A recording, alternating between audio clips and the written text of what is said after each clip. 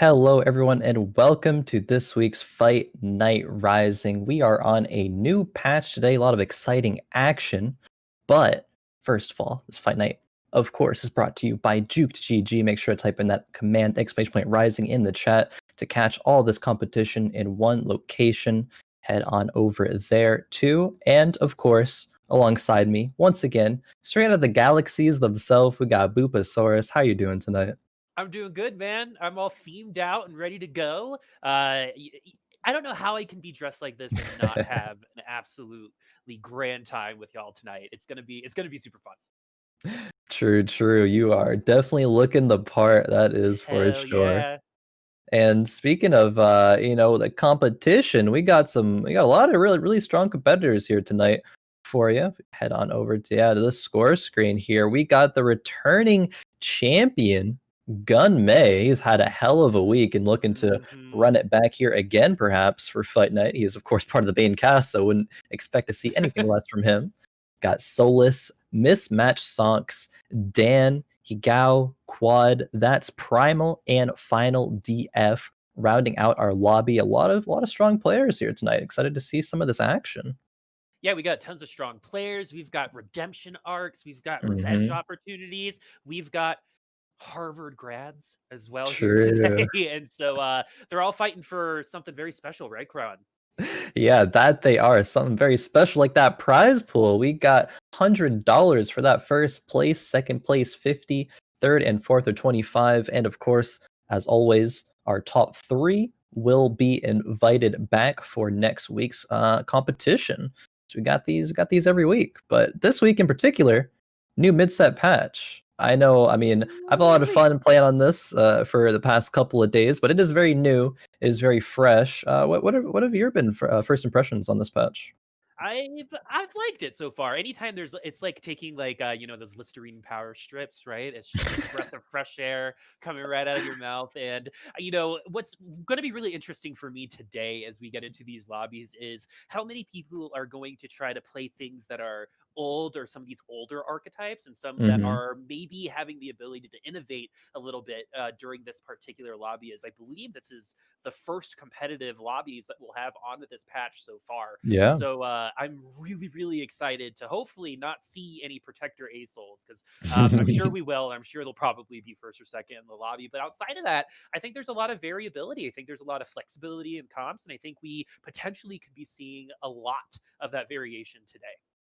Yeah, I think so. That protector alien soul that you're just mentioning, of course, it is very prevalent, almost annoyingly so, to where if you get that, it's pretty much guaranteed going to win the lobby unless someone else really high rolls or something. But yeah, I know some comps even that were strong before and kind of fell out of relevance towards the end of last patch come back with this one, like Cybernetics. We see at least past couple of days, I've seen a lot of a rise of the Cybernetics and the fact that you don't need Echo anymore to achieve that 6 cybernetic buff. You can find a Vayne and eventually replace Lucian because people don't really play blasters anymore. But that's we're seeing rise of that. Even still seeing some Mech as well with Mech Sork. Hmm. So a lot of different stuff. I'll be curious to see if anyone does play something that hasn't already been established in these past couple of days as sort of like the leading comps of the meta. It's very new, so the meta can of course get shaken up. Quote unquote meta, right? What the meta is literally whatever these players play today, Yeah. in my opinion. Because what's really exciting, so many new types of systems changes in this patch too. We've got Alawi who steals armor and magic resist. We've got Zed who steals that attack damage. And the other thing I'm really interested to see is how much a character like Zed will actually affect a Rebels comp, right? I think a Hmm. lot of people have said, oh, we can run Rebels. Zed definitely helps, but it's maybe not, quote unquote S tier on that tier list. But in certain lobbies, things might change. And, one of those Rebels, and I'm sure we'll talk about it a lot once it comes, is Protector Asol. Moving on to the field, and Asol now has mana drain. Tons of the characters have more defense. All of the defensive, tankier characters got buffed too. So a lot of things might look different. Some of it might look similar, but we'll find out soon as this first carousel pops up, and it looks like we're going to get some extra forces of nature, my friend. That we will on round 3-1. Everyone's going to get that fun. We might see a bit different of endgame compositions that you can fit one extra unit in there. Later on, we will see that really come into relevance. But right now, looking at the perspective of Gunmay, starting with that TF with a tier. I didn't see if he went for the tier specifically, but let's see if we can make that work. Generally, I mean, okay, a lot of changes happened this patch. You can start out by saying Seraphs is not a thing anymore. It is now blue buff, and you cannot stack those. It can't, can't have these Ziggs just out here machine gunning all over the place anymore. Yeah, exactly. The Gatling gun Ziggs Yeah. is no longer. You can kind of run the frameworks of that on Ziggs on Teemo still with us the new blue buff, but definitely Hmm. not as strong or as impactful. Taking Sarah's out, just I think makes tier a little weaker as well. So some of these more mana based champions might be built a little bit more different than you expect. Yeah, a little bit indeed. I know if you're gonna put mana items on units right now, it's probably just Teemo and Victor that come to mind that are really prevalent in that sense. Maybe I'm forgetting another one. You might see it later. But speaking of tier, finaldf gets another tier as well, and some units there. TFs. Pair there does want to take the pair of Zoes, but finds the TF2. I guess Twisted Fate is also a decent item holder for mana items until you want to put those on your later game units.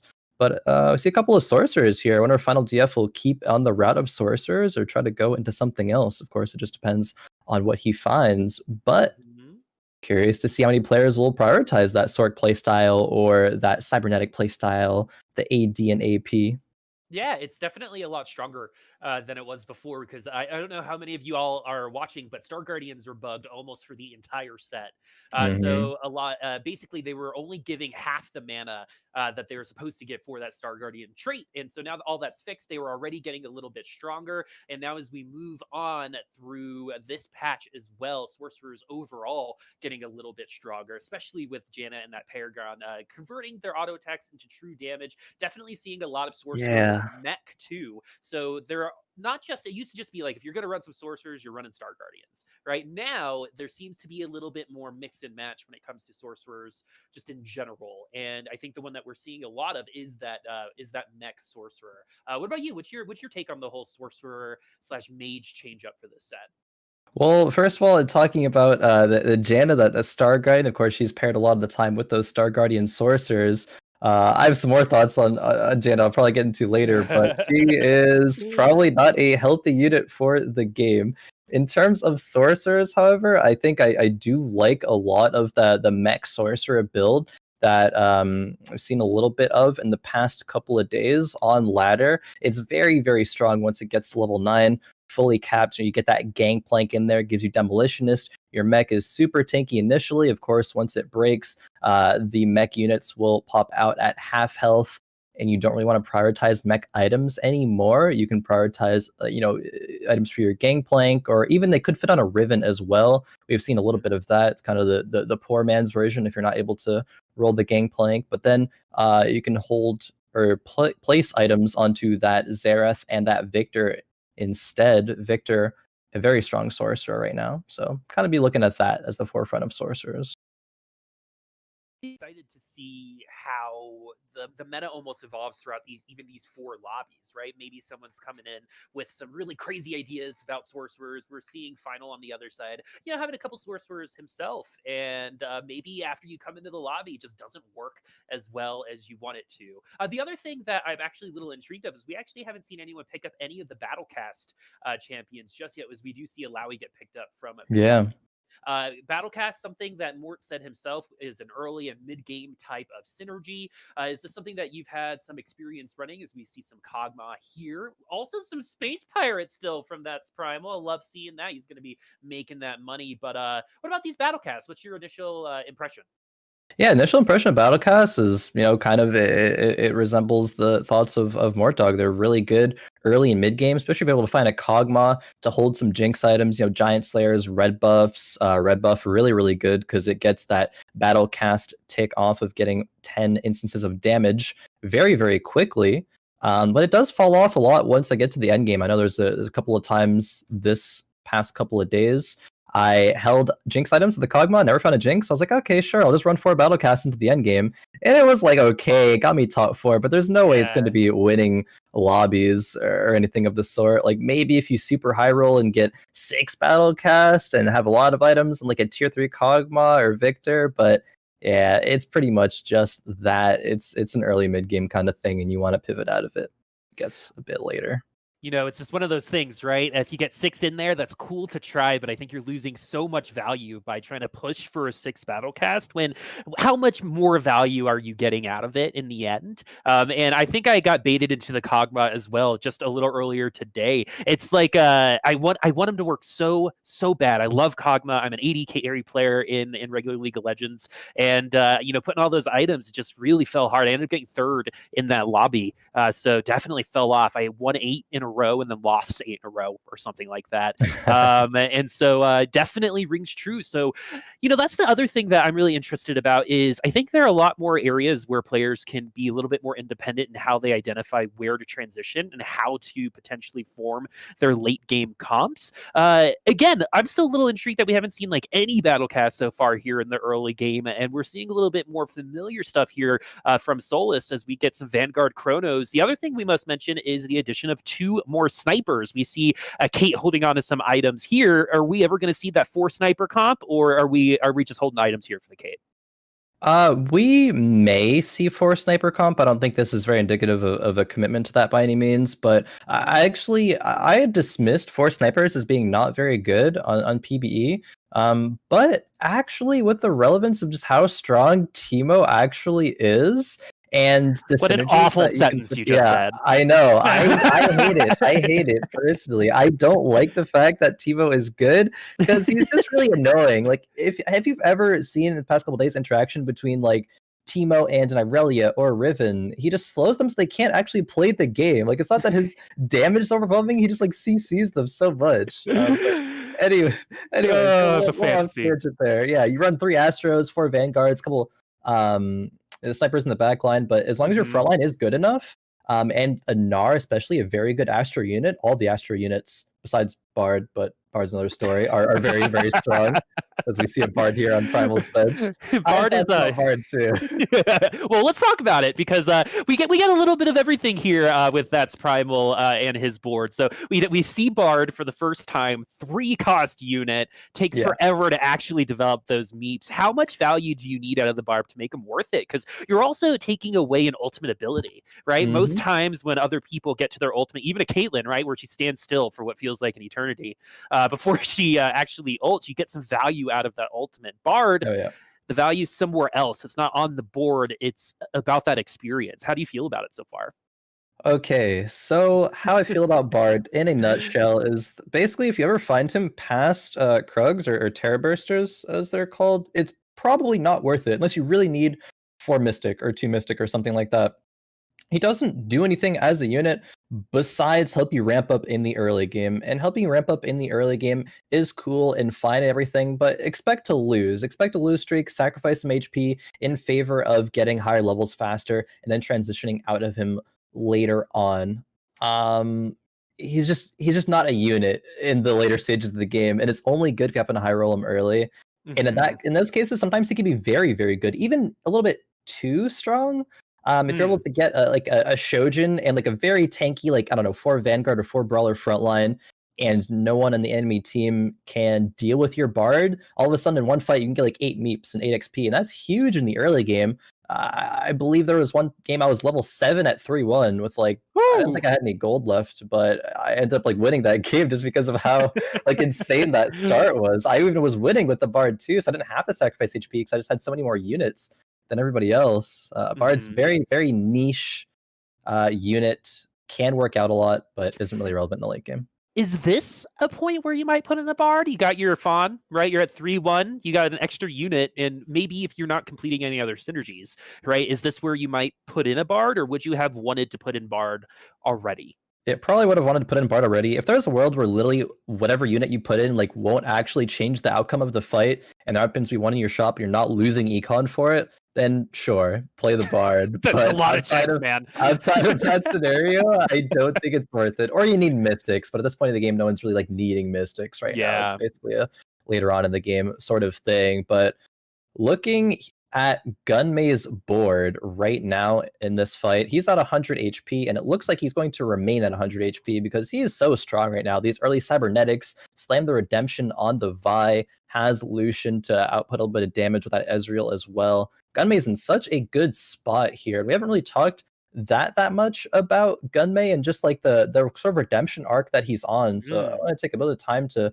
really, I don't know, just pay attention to how Gunmay performs here, because prior to a couple weeks ago, Gunmay would traditionally perform really well the first 2 games and then fall off really hard in games 3 and 4. He had a bad performance in Giantslayer series a couple weeks back, was really hard on himself, and came back the next week and dominated everything. Won Fight Night, even won his Giantslayer series lobby. And that's like the kind of peak of competition in Teamfight Tactics right now. And he won the day, got back to having really, really good point scores, setting himself up to probably hit top 8 for the finals if he continues to play well. But I mean, Gunmay starting off strong here. No reason for me to doubt him right now.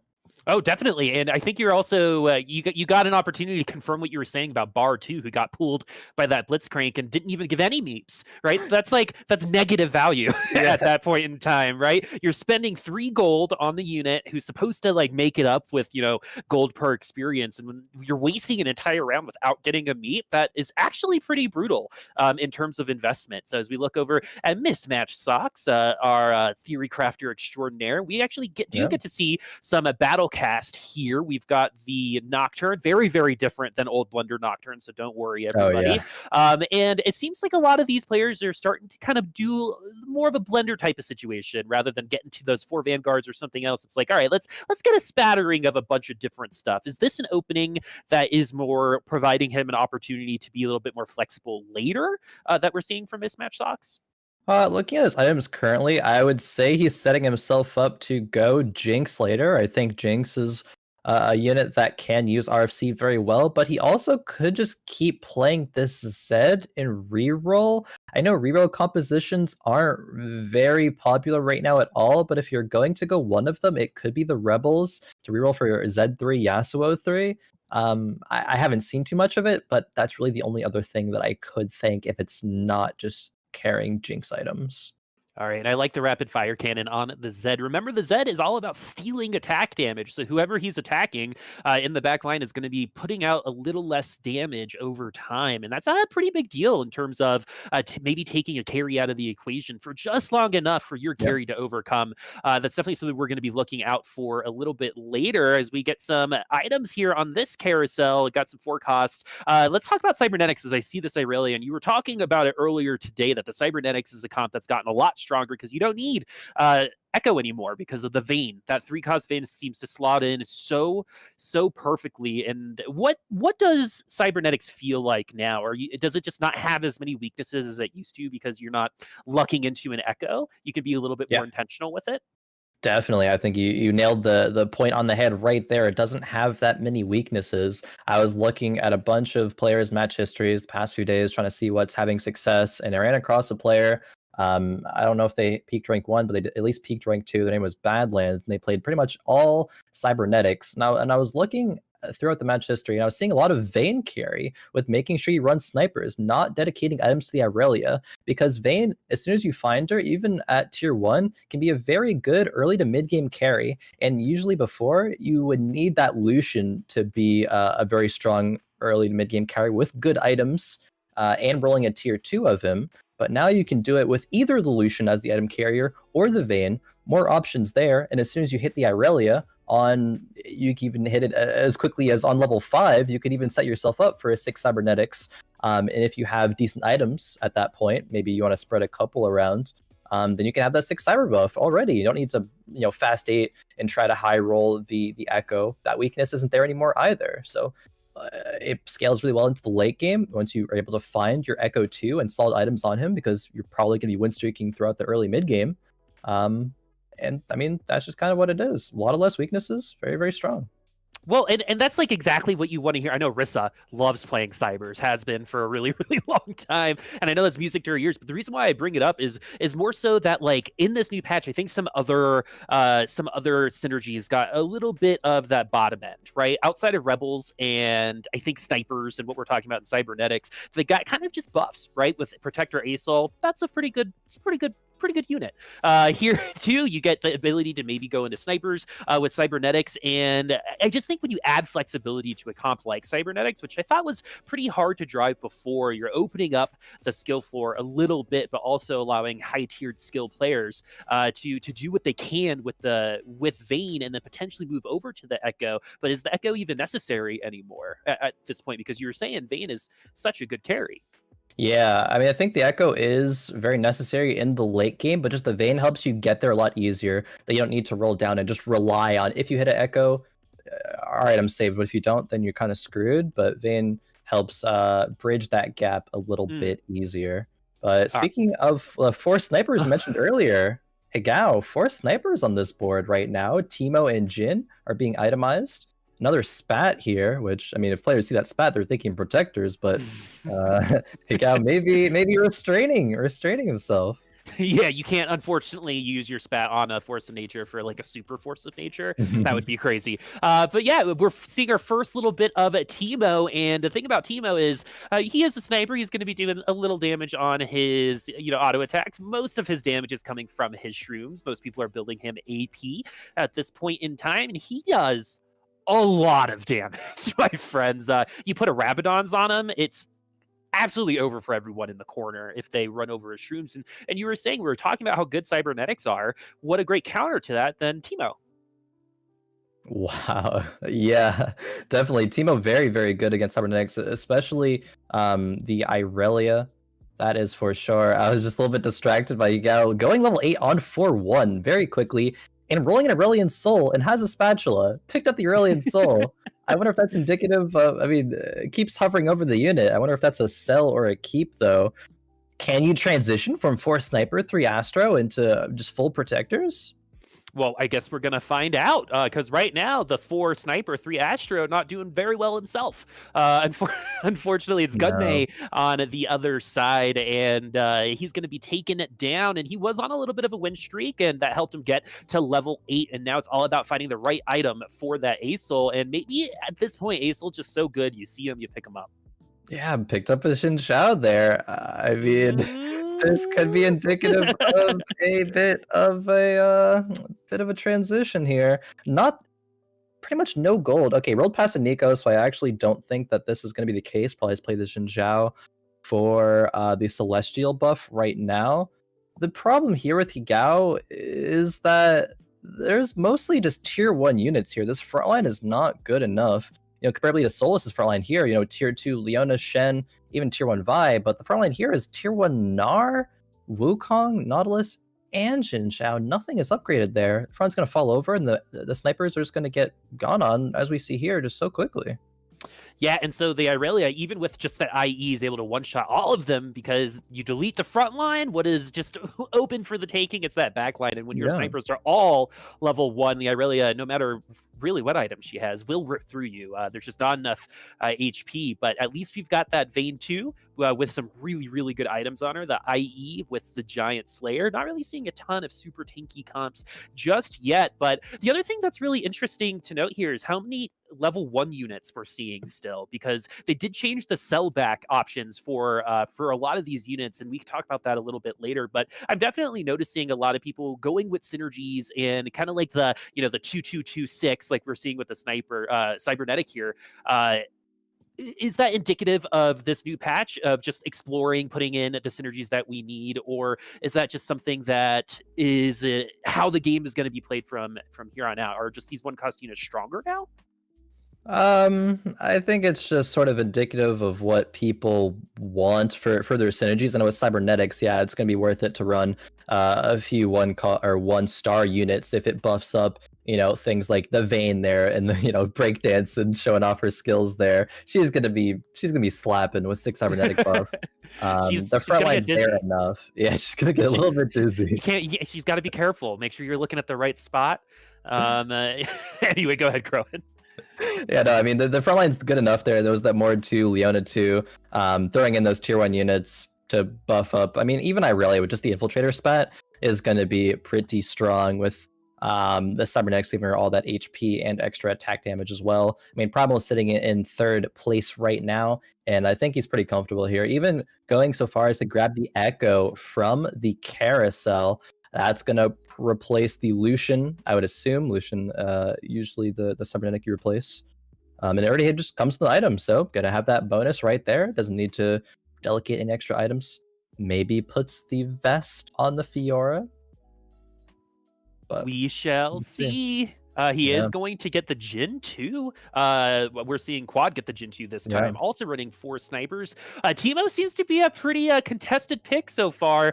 The Astros seem to be doing pretty well too. And Gnar, of course, we all assume that he'd be a pretty contested pick in general. He always has been one of the best units I think that's ever been in the game. Full stop since set 1. And looking over at Quad, who's in last place right now, 29 HP. Very interesting how this version of 4 snipers it doesn't seem to be doing as well. Yeah, I mean, no Teemo items here. No Astros. No Gnar 2 right now. I think the Gnar supplements 4 sniper build very, very well. I mean, the Jin's still going to be wrecking the enemy team here with Hygao, just because it is tier 2 with a couple of items sold. I believe it was either a Caitlyn or a Vayne to swap those items over. Hygao now dropping to last place. Snipers, I mean, do a lot of damage. Hopefully, it can get that Gnar 2 to supplement the front line, though. Yeah, man, doesn't that bring back a little bit of PTSD, like waiting for Gnar 2? Just trying to get to Gnar 2, trying to get to Teemo 2. Only a couple of our players are going to be able to do that with 8 people still remaining in the lobby as we put in a Vayne here. So we're putting in a lot of power for Quad into that Jin. He's the carry. He's going to be the one that's going to be able to take the other side down. He got, I think, a little lucky by picking up Hygao in his last round because he's the other 4 sniper player. On the other side, I think the itemization for the Jin is a little bit better as we're going to go up against Mismatchedsocks this time. That front line is a little squishy. We get some battle casts, but those are tier 1 units. They're not going to last very long. Oh, and the Teemo is going to get brought into the Urgot. That's a tasty little Yordle if I've ever seen one. Yeah, not good enough for Socks here, but it's ringing a bell. It's clicking. What he wanted to swap that RFC to, it's the Urgot, because the Urgot does pull in units at his farthest attack range, the farthest enemy within his attack range, the units that he pulls in. So giving him an RFC gives him access to the backline, so he can pull in things like Jin, and he actually does kill through GA as well. So even if there's a protected backline carry, no matter what defensive they have, they're just going to be dead. Urgot here hopefully can carry Socks. He's at 16 HP, potentially within 1 shot of dying to a very bad loss. Maybe 2 lives here, but I do actually want to look at the perspective of Socks for a little bit longer past these Arc Raptors and see if this Urgot can actually carry. We shall see. A lot of people were worried about the Urgot coming into this patch, but there were a little bit of adjustments before he went on to live. Seems to be a little bit more balanced, but he can even eat the whole mech. That's the thing about Urgot. So it is 1 shot, 1 kill for the Urgot, and it's all about getting to that ultimate. That's why you're seeing the Shojins. We've got 4 protectors. We've got 4 mystics now, and the mystic is just going to allow this Urgot to ult a little bit more frequently. Definitely going to get 1 ult off, and it's all about positioning against the Urgot this time around because the RFC is going to give him the opportunity to actually bring him in. But now we've got the trap. Clausy going to bring him in this time around. We got the mech on the other side. We finally have a sorcerer mech player on the other side as well, a comp that we said could potentially do it well, but how does it stack up against this Urgot? The first ult not really going to take anyone of value. The second one going to be doing a little bit better. Man, this Urgot is hungry, but how hungry can he be? This mech is lasting a little bit too long for Mismatchedsocks to feel comfortable, but I think that's 4 or 5 kills for this Urgot, but unfortunately the mech is too much to handle, biting off a little bit more than he can chew. Yeah, biting off a little bit more indeed. That Urgot almost got the kill onto the Gangplank, and Gangplank did an ultimate. Maybe actually could have killed the rest of the mech. Ooh, Fang's a Janna here. So with that Paragon, it makes all of the units deal magic damage, and all the Star Guardians will deal true damage on their auto attacks. Okay, selling that Aurelion Soul, didn't get the Protector spot. Man, those bananas gonna be beefy though. On that Yeah. I'll get some beefy bananas coming in from Mismatchedsocks. Look at There those we peels go. just fly. Look at them. 81 damage per. Huge. Per banana, and you're actually seeing a ton of value from this Urgot this time around as he eats the GA, and there's gonna be no extra life there. And one thing about Janna that people don't talk about, I think, enough is her ultimate is amazing too, just with the tornadoes. It's not just the conversion of that magic damage, it's even more for Janna. Yeah, and giving attack speed, everything, CCing the whole board. Janna's just a very good unit. And just the fact, actually, earlier, I was going to bring up the point that Janna just counters all of one very, very strong synergy in Vanguards. If you have any Vanguards in late game, just throw her into your comp, one unit, it just counters that whole synergy. So super, super strong for that as well. I mean, a little bit maybe problematic there, but I mean, Janna worked out for Socks here. See if it can still work out. 3 Star Guardians now for that bonus. Yeah. Maybe getting some more Soraka heals. He's got almost every synergy available in the game online right now. He's got that 3 Star Guardian. So again, that means that Janna's going to give him that true damage. The Urgot going to be pulling in a little bit faster, but the Urgot gets taken down quickly. The Janna trying their best to bring this back into the game, but I don't think that's going to be possible unless this Echo is able to be quelled. And no, the answer is Mismatchedsocks is going to fall here in 7th place. 6 more to go. Yeah, 7th place, a little bit uncharacteristic for Socks. Usually plays very, very well, places very, very well, but was trying out something there with that Urgot. Didn't quite work out. Unfortunately, Aurelia just hopped on to the Urgot, killed him before he was able to get anything. finaldf picks up a Giant Slayer from the Carousel on a Janna. I was a little bit hesitant about it too, so be curious to check out finaldf's board, see what he is working with on 6 HP. So any loss would spell defeat for him. Gunmay still up at the top of the lobby though, 58 HP. He's been there the whole time, chilling. Yes, just quietly sitting on top of the totem pole is Gunmay. Remember, he is the defending champion, and he does start off really, really strong. It's all about maintaining that throughout the entire lobby, and he was able to do it for 1 week, but consistency is not just doing it 1 or 2 times. It's doing it over a long period of time. It has to become a pattern in order for it to become consistent. And right now, most of these players are getting close to the 9 units, especially because of this force of nature, and that's why you're seeing a ton of these blenders, right? Look at this. Another really big, broad strokes of those origins and those synergies. Everyone getting a little bit of everything. At this point, Khroen, is that how you're playing the game right now? Are you kind of looking to get as much extra bonuses from these synergies as possible, or is it better maybe to go harder into one of them? Because right now it seems to be doing pretty good for final. Did I speak too soon? Okay. All right. I gotta trust myself. Yeah. We're good. It got a little close there. Almost caster curse, but not quite. finaldf lives another round and had to, as we see up at the top there, finaldf had lost the previous 3. I think generally it seems as though fitting in a bunch of smaller synergies doesn't work out as well as getting those large synergies, like getting at least a 4 and maybe 4 snipers, or like 6 Sorks, 4 Sorks, 6 Cybernetics.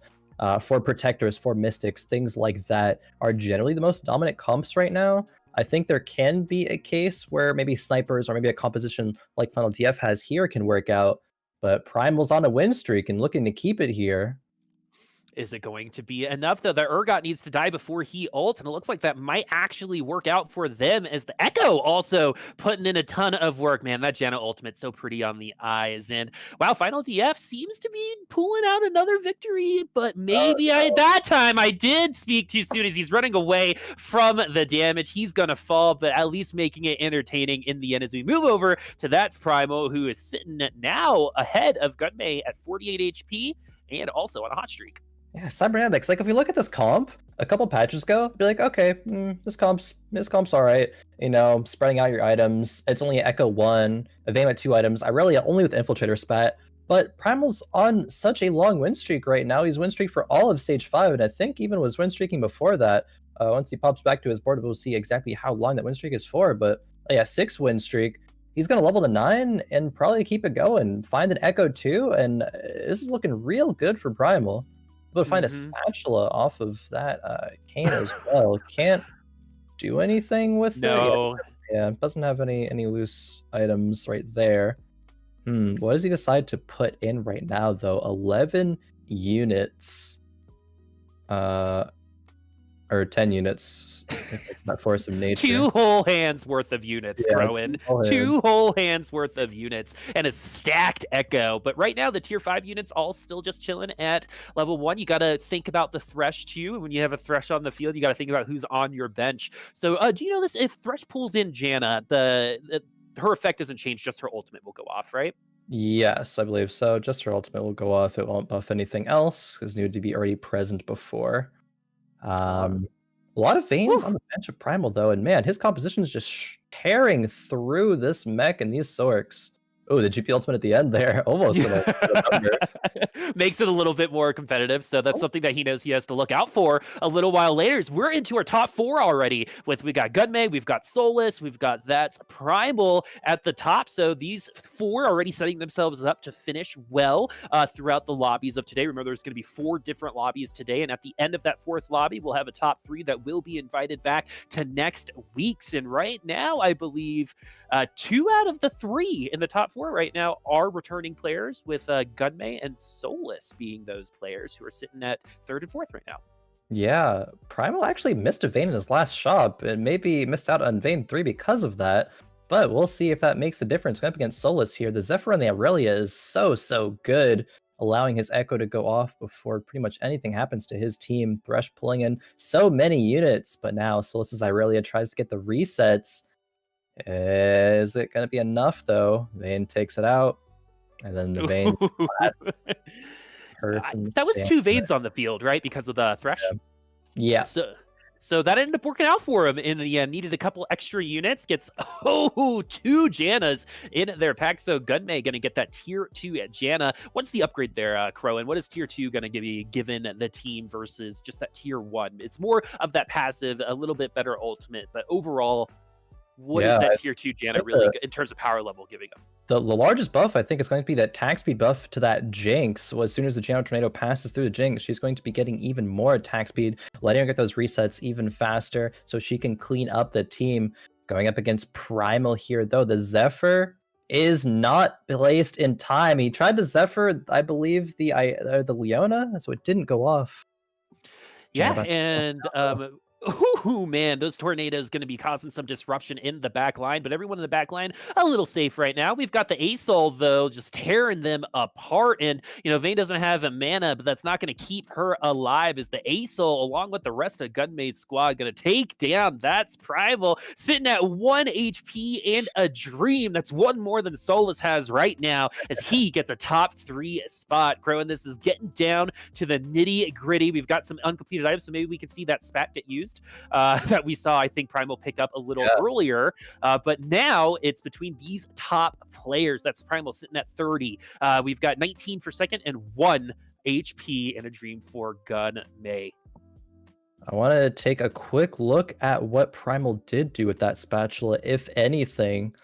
Nope, just grabbed an IE. Probably going to put that on the Aurelia, I would assume, unless he gets a Vayne 3 here. He did 2 rounds ago miss a Vayne in the shop. There's an Echo. That's probably going to get taken here, I would assume. Echo 2 is a pretty good win condition. Ooh, just locking for it. I mean, isn't going to die in 1 hit. Has a little bit of a leeway, a little bit of room to mess with, so he can lock that pack.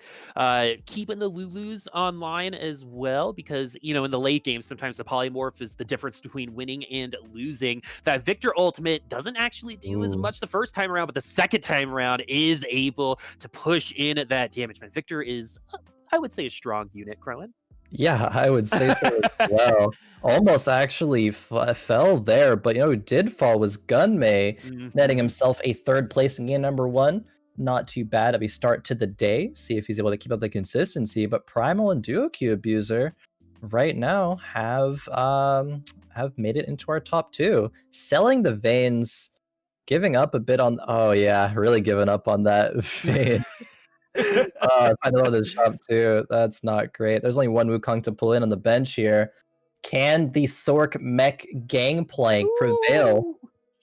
Ladies and gentlemen, this might be the last fight of this lobby. This is between Duo Q Abuser and thatsPRIMAL. Right now, the Vayne and the Jhin doing some good damage, but the Echo, though, going to stop everyone in their tracks along with that Victor. Man, that Victor Sork Beam is insane. Tons of damage, maybe a little bit too much range, in my opinion, as well. Second place for thatsPRIMAL, and Duo Q Abuser going to come in and take over the lobby, get 10 points himself. We'll update those scores for you in just a second. But Khroen, first lobby on the new patch. Did that go as you had expected it to go? Did the winning comp come out as expected for you? Oh yeah, top two, Cybernetics and Mech Sork GP. That's, that's what people have recognized has been the strong couple of compositions, or a couple of the strong compositions out of the past couple of days. And as you were talking about earlier, small synergies versus these large 6-piece synergies. We saw 6 Sorks, 6 Cybers right there. I think it's very telling of the meta as we are seeing established right in front of our eyes for this new mid-set patch there. So now that we have gotten, a little bit of a normal lobby, I would say, not as much change as I thought. Yeah, I thought we would see Janna in the late game. We'd get to see a little bit more Blender-oriented comps, but they do seem very familiar. So this doesn't seem like that new set that some people were saying this might feel like. This is definitely like, set 3.5. And looking at the standings right now, we've got Duo Q Abuser at 10 points. thatsPRIMAL at 8. Gunmay at 7. Solus Quad, finaldf, Mismatchedsocks, and Hygao all looking up at that top 3. But we know more than anyone else that until the end of that fourth lobby, the top 3 can really go to anybody. But we do have our cast of characters that do come every week or so. Gunmay definitely a part of that, and I definitely want to bring that back up again. It's the redemption arc. We're continuing on that arc, right? He needs to be consistent over this week, because if he pulls a win on this lobby, I think that solidifies him as one of the better TFT players out there. Oh yeah, definitely. We've seen the work that he's put in. He really he said in an interview not only like a few days ago, I think it was a couple days ago, Tuesday, that he's pretty much eat, sleep, and breathing TFT. If he's not sleeping, eating, he's watching streams, he's playing the game, he's just trying to learn. And I mean, a top 3 start to the day on a new patch. Of course, he played a lot of the PBE beforehand. I believe he won a tournament. It was like an all Swedish tournament on the PBE. Sometime last week. But he's still showing up strong here. But Duo Q Abuser, I mean, someone we haven't seen that much of, but starting out the day with a first place. Would be curious to see if Duo Q Abuser goes that sort composition again with Mech and GP. It absolutely melted Primal's comp there, as we saw at the end. So that comp is pretty insane. That is 100% true. It's funny when you're a new player coming in and you win a lobby. It reminds me, do you watch RuPaul's Drag Race, Khroen, by chance? I've only watched like one episode. Okay, but I'm not that familiar. But... Okay. So like in the first episode, they'll all come out of the door and say something like super, oh, I'm this person and I'm amazing, right? And that's pretty much what Duo Q Abuser did. Came right out of the gates and was like, I am here. Everyone, pay attention to me. And if that wasn't his intention, now we are, because he did finish in first place in what we talked about before this lobby being a pretty stacked lobby. We've got a lot of theory crafters in this lobby too. Guides that you all have read online have been made by people like Solus and Mismatchedsocks. And so these are players that have gotten their hands on this PBE as we get a normal Galaxy this time around. It's my fault. I'm sorry. It's only 20% chance. But it's my fault. But yeah, like I am really intrigued to see how the lobby now changes now that we've gotten one round in. We've gotten to see what is strong, like you said, the sorcerers with the GP. We've got Cybernetics. Is that going to become more contested, or are we going to try to see even more innovation? Only we will know once this lobby gets started out. But now that we're here at the beginning, Khroen, how did you feel about that first lobby, about this new meta? I saw a lot less battlecast than I thought I would. Other than that, it kind of went the way that I expected. What about you? Yeah, overall, I think it went the way that I expected as well. Maybe a couple. I mean, you can't fit every single composition into one game, so we're probably going to see some different ones going into game number 2 now, and moving forward. Yeah, I mean, just again, overall, pretty much what I expected. I am curious though that Duoq Abuser did aggressively try to go for that rod on the initial carousel, and I think that is very telling of wanting to go for a Sork start. So I think players are already kind of saying these comps are strong. Other players are going to be trying to do their own thing. Probably won't contest me, and if they do, then I'll deal with it at that point. But I'm just gonna go what works, and I don't know if that's Duoq Abuser's mindset right now, but I would wager a guess as that would be their mindset currently. All right, so we're still trying to figure out exactly how to get the cleanest stream possible for him. As we're here, Duoq Yeah. Abuser, our defending lobby champion, is good old standard Vanguard start. Things haven't really changed. Maybe we see more Malphite Alawi at the beginning. Is some good items too with the sword and a rod gives him some flexibility a little later on. But really, anything can happen in the early game. These players are really just looking for items to guide their path. None of these units might end up being in the final round of this player as we move on through this lobby. But in terms of openings, outside of the Vanguard opening that we all know with Leona and Poppy, outside of Sorcerers, are there any other openings that you'd like for these players to see or try out that might be different now that we're here on set 3.5? I mean, openers are always just very, very flexible. It's kind of just what you hit. It's not something that I definitely want to see players try to go for. It's a lot of just if I hit this, say Duoq is right now putting in a couple infiltrators and a couple battlecasters because that's what they hit. That's probably the strongest board. I still think you value HP over a lot right now, unless you're going bard and you just want to push levels and things like that.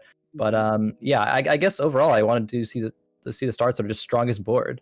And I think Duoq Abuser is doing precisely that. Has a Zed in, has a couple battlecast, going up against Sigao with a couple a few Star Guardians here, and the Thieves Gloves Nico already. Gonna be a bit too strong to deal with. Yeah, the Nico doing Yeah. gaining health through all of this is what it looks like. And an early Thieves Gloves, I mean, it's an item and a half. That's a lot of value, though it's taking up that first item spot and all the item spots for that unit. Thieves Gloves early on can make or break a win streak, though, because the RNG might tell you, you know what, these items that you're going to get on this on this next round are going to suck, and we don't care. Yeah, I mean, it is a bit more value as well, just because you get 20% dodge and 20% crit, and it synergizes with things like that IE there. So 65% crit chance Nico. She's gonna be slapping Innovation. sometimes. That Yeah, is innovation, my friend. Sometimes the game needs to lead us down that path with, some thieves gloves, or true. maybe, an infiltrator Malphite. I'm still trying to make this happen. Just appears out of nowhere Oh on your no. bench, and that's what innovation is truly about, my friends. And speaking of innovation, Mismatchedsocks is known to do quite a bit of that him itself. We're looking at some chronos right now. Ezreal, another unit that went through a pretty major change. So his ultimate is going to be a little bit more utility focused than damage focused. So no more jeweled gauntlets on Ezreal. But is Ezreal now a unit that you might consider using a little bit more frequently because of that extra utility? Yeah, I actually like Ezreal a lot now. There was a moment in one of my games yesterday, I believe, where I actually had a Shojin Bard at the beginning. I was like, what am I going to put this Shojin on? Why did I make a Shojin Bard? And then it hit me. I was like, oh, I'm just going to transition to Jinx, some Brawler Blaster and put Shojin on Ezreal. And his utility that he was providing was so insanely strong. He had like a Shojin, Runans, and the Ludens at the end there. The Ludens damage, along with just EMPing everyone back to back to back, was pretty insane. And I do like the Ezreal changes a lot. I think that fits his role and makes him actually a solid unit. Yeah, and I think he anchors a lot of comps that might not be able to overcome just a 1v1 against each other. But if you get that EMP off, and it's so large, the AoE there, it affects so many people. Yeah. Plus, if you're feeling extra spicy, you get a Shroud of Stillness on the other side of the board, and no one has mana anymore. And so, if you guys are wondering, Ezreal's EMP makes it so the ultimate charge that they have going on is going to be delayed by, I think, 25%, and it's going to be doing a lot less damage. So you would see people building a jeweled gauntlet on Ezreal sometimes, but now it's all about that utility. I built blue buff on him in a game earlier, and he carried me Yep. all the way through that mid game, and it was awesome. So I like when characters are going to be a little bit more interactive. You might take a little bit of power out, but the utility that you put back in does equal out in terms of value. Yeah, definitely. And I think Ezreal is a solid case of that as we move into our stage 2 carousel here. Solus is gonna be first pick along with DuoQ Abuser. Gonna be grabbing a vest there. Maybe gonna go into a Bramble. I mean, has another vest. DuoQ Abuser picking up a belt, which could be made into Morello's. I'm not exactly sure what DuoQ Abuser did with that early rod, but I wouldn't be surprised if it does turn into a Morello's. So is vest and sword still the items that, in terms if you were to build a tier list, right? Are those still the ones that, I know it depends on what you're building for this game, but if you were in a vacuum, right, in terms of value of items, you didn't quite know what to get, would you say that chain vest and sword are probably up there in the best items for that specific carousel?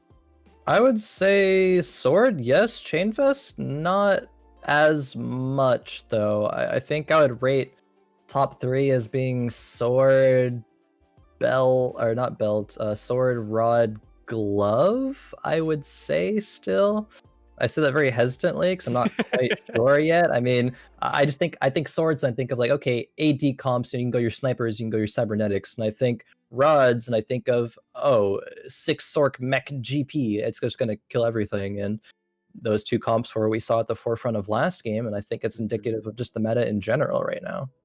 Exactly. So we're seeing, I think the comps kind of bringing their characters out right now. We got Protector, Infiltrator. Protector, something that we're seeing a lot more of, especially since ASOL Protector is Oh yeah. so very strong.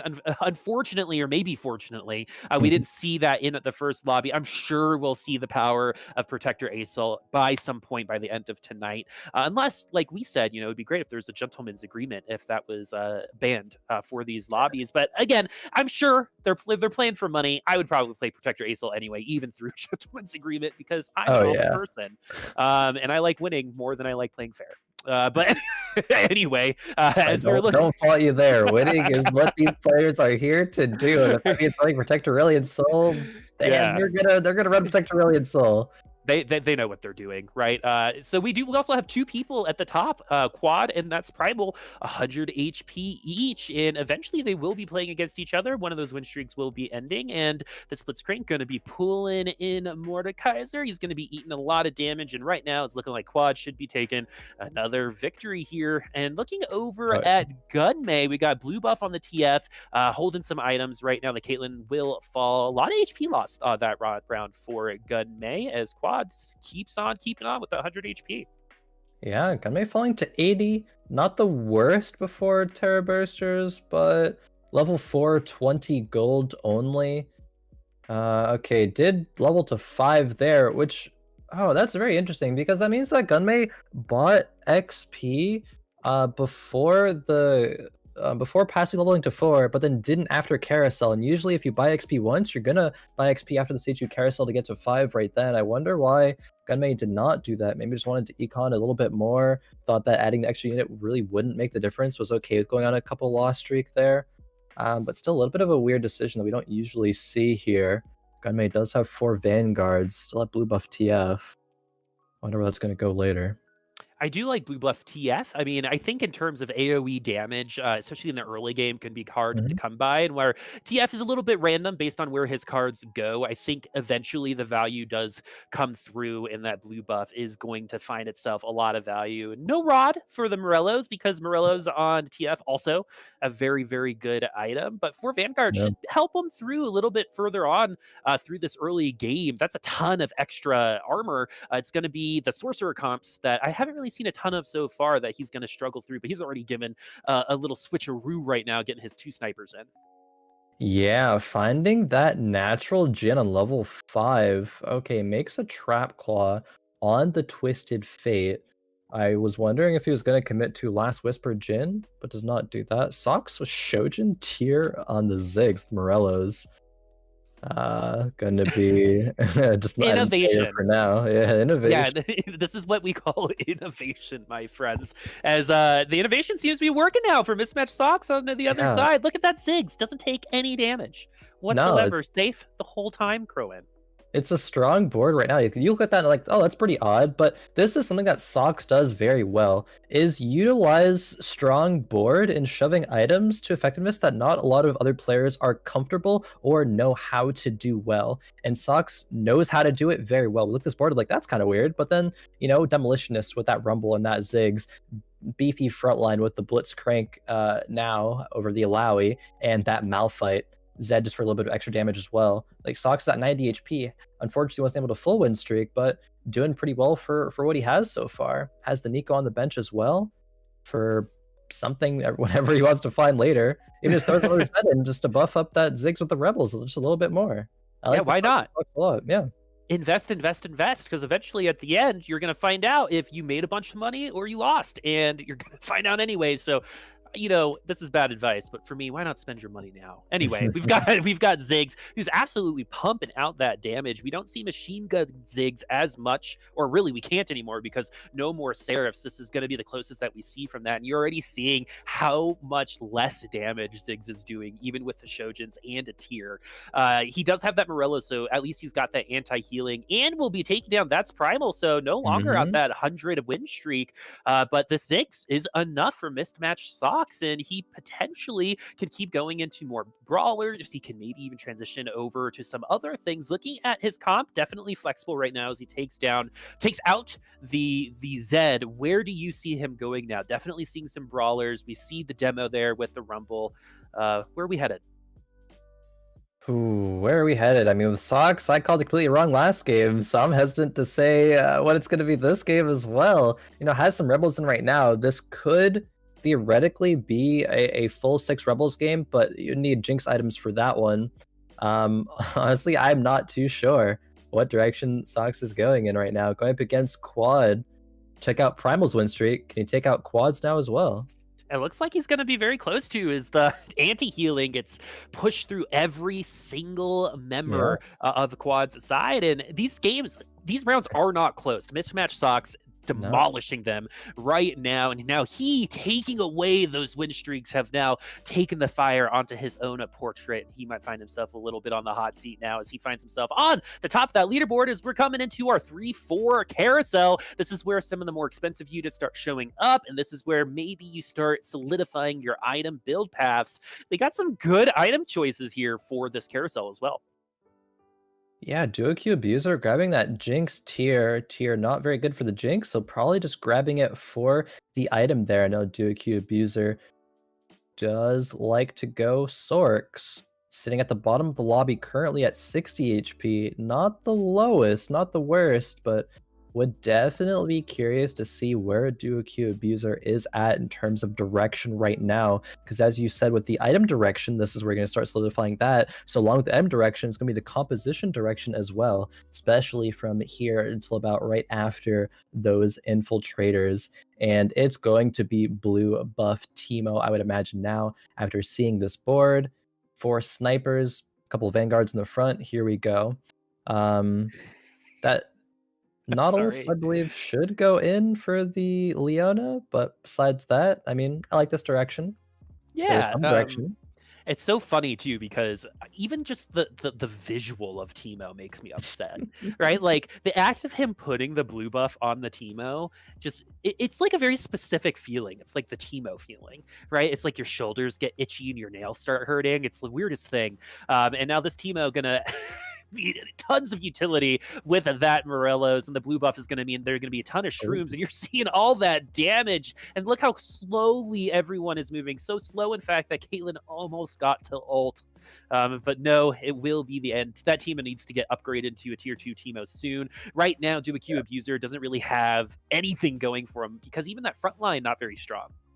No, not very strong at all. Just a couple of units there. I think it was like 1 tier 2 Vanguard and then 1 tier 1 Vanguard. But most of those backline snipers were tier 1. Teemo not going to do enough there. Looking at finaldf, a couple of battlecasters here. Doesn't have the items on them though. I believe Final running Cybernetics? I actually don't think so. Yeah, no. So I would rather see those Lucian items on the Kog'Maw right now, because I think that would be generally just be a lot better, and maybe finaldf could be at a bit higher HP. But going up against DuoQ Abuser, is enough to beat that Teemo. Shroom's starting to come out already. Oh, no. Yep. Teemo winning that one. God. finaldf getting shroomed. Getting shroomed. Man, that my brain is now off, man. Teemo is the worst, and I know that's why everyone loves him, right? And I have to admit, I play a little bit of Teemo, but only when I've lost like 8 games already, right? And I'm just like not worried about losing again. And Teemo is just, I don't know what other characters in like other games that kind of like bring you that type of just hate and just passionate hate and passionate love on each side. There's no middle ground when it comes to Teemo. There's really not, Teemo. Very polarizing unit, and polarizing in terms of wins and losses too. There, as we saw from Duokyu Abuser, either got destroyed Yep. or destroyed. Exactly. And let's talk No about middle Kog'Maw a ground. little bit because we kind of briefly touched on him. A unit that I think on paper sounds really, really good, but does fall off. He does do percent health damage, but why does Kog'Maw fall off along the same lines of Lucian? You know, Lucian also pumps out way less damage in the late games. It's just everyone is tankier and the fights are shorter in the late game. Is that more so why Kog'Maw falls off, or is it just Yeah. Battlecast and Brawler?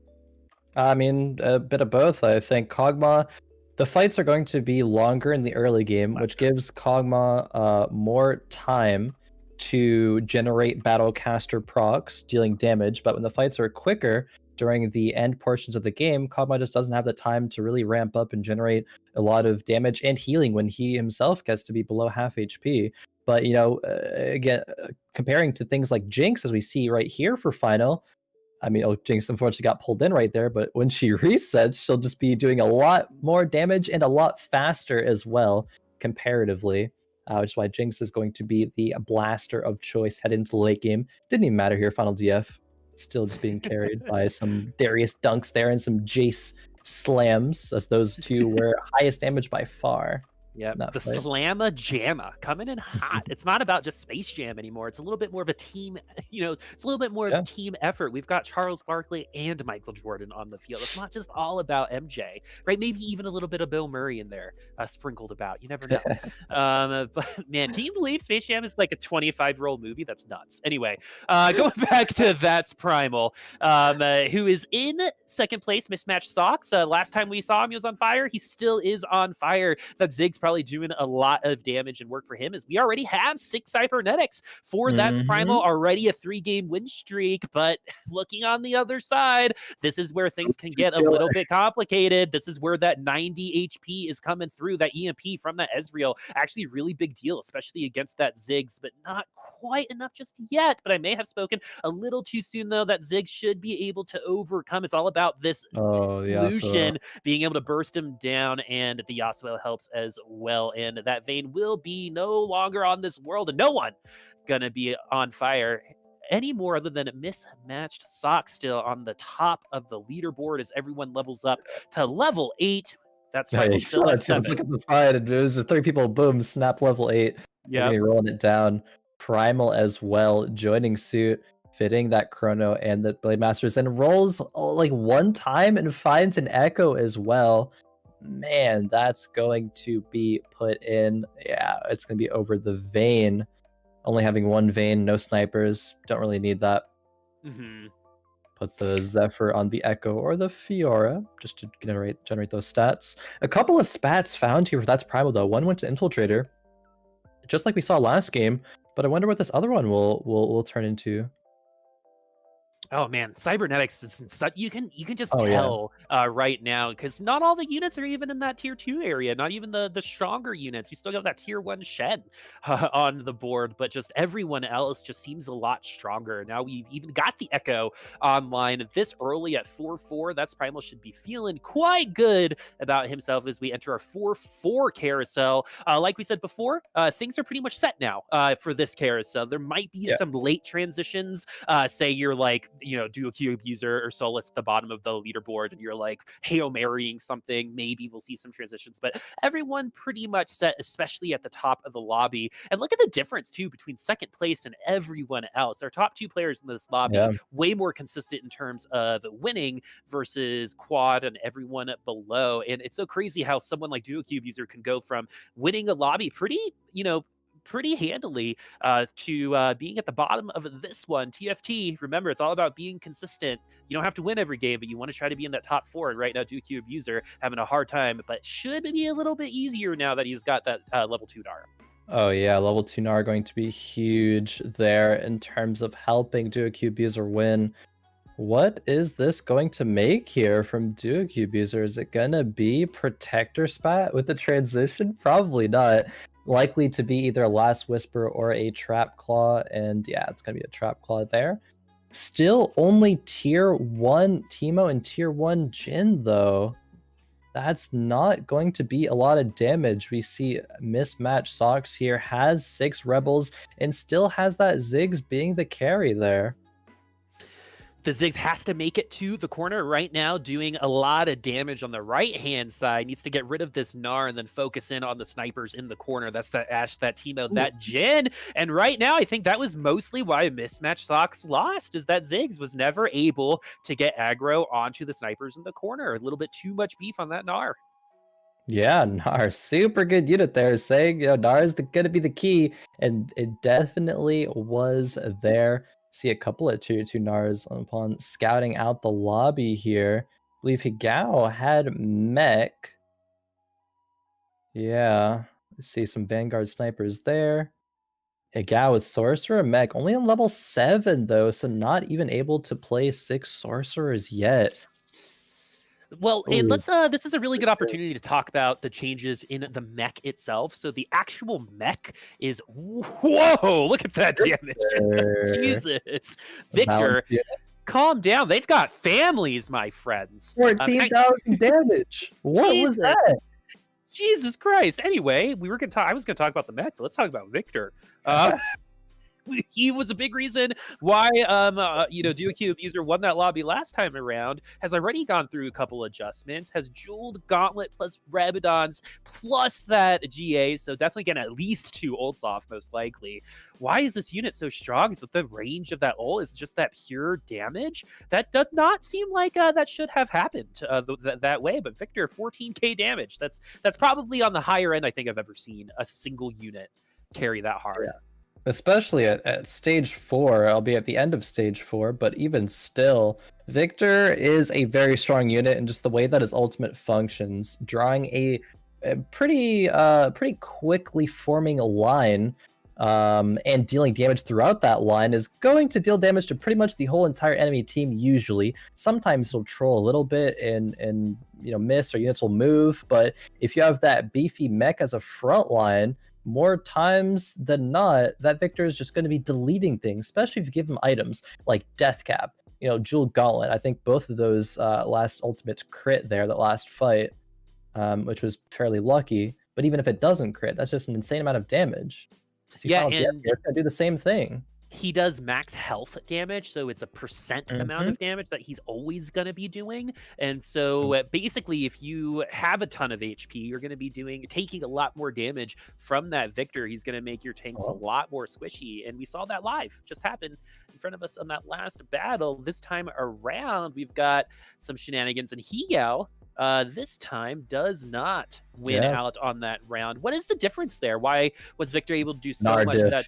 Okay, the Nardiff, got it. It was actually, and it was being EMP'd, I believe, by Ezreal as well, but pretty much a Nardiff, shoving Victor out of that corner, CCing him, and then Jinx was able to clean up everything else.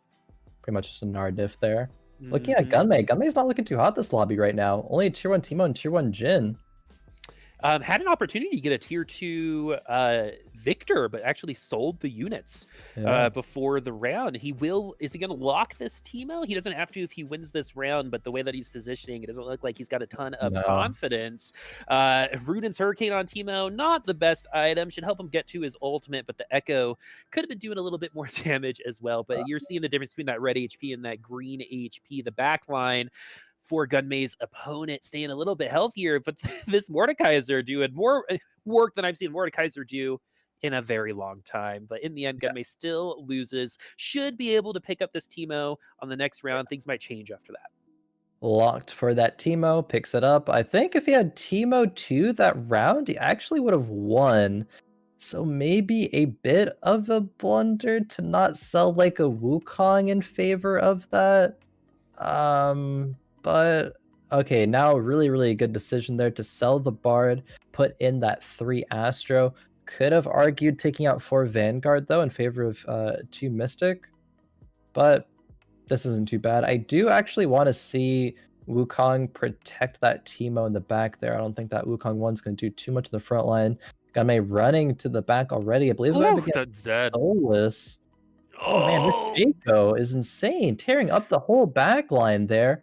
He's just popping off. This might be a Gunmay 8th place right now. oh, Oh, goodness gracious. It's going to be about racing to the bottom. Oh, he oh, lives. He lives yes. with 2 HP. That is insane. That was the difference between 8th place and still being alive in 6th place, as Final and Hygao both lose out. And Hygao having a little bit of a harder time today, even though he was able to get the mechs, which is why he was in the top 3 this time around, but unable to complete that 6 sorcerer. We're going to be looking over at Gunmay, still 2 HP. What does he need in order to stay alive here? You got that Teemo 2, that Wukong still at rank tier 1. Oh, Teemo with a Rabidon. That's absolutely terrifying. But Gunmay, 2 HP, needs to make his team stronger. And you were talking about Vanguards might be where the adjustment needs to happen. Yeah, I think Vanguards definitely start falling off towards this stage of the game. Either people are gonna have last whispers, or you're gonna have the opportunity to place a Janna into the field, negating all of what Vanguards are trying to do. Okay, and finding Jin 2 there is so instrumental for Gunmay.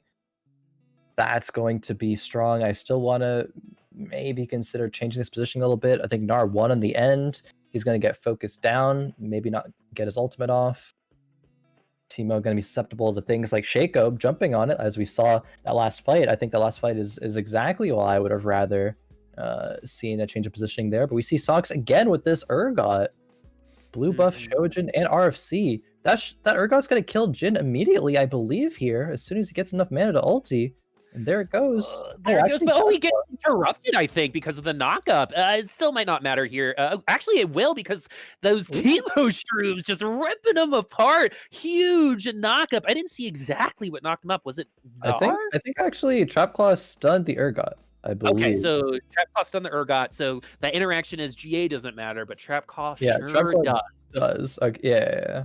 Yeah, and I actually wasn't 100% sure of the interaction myself. I thought it may go through that. now we know. Now we know. believe we Learning and saw that one. innovating in real time, Khroen. This is what this is all about as we push Thresh back in. Now we've got some Chronos too. That should increase the amount of damage output that Jin has as well. The Teemo going to be pushing out a lot of damage too. We did take out the Karma though.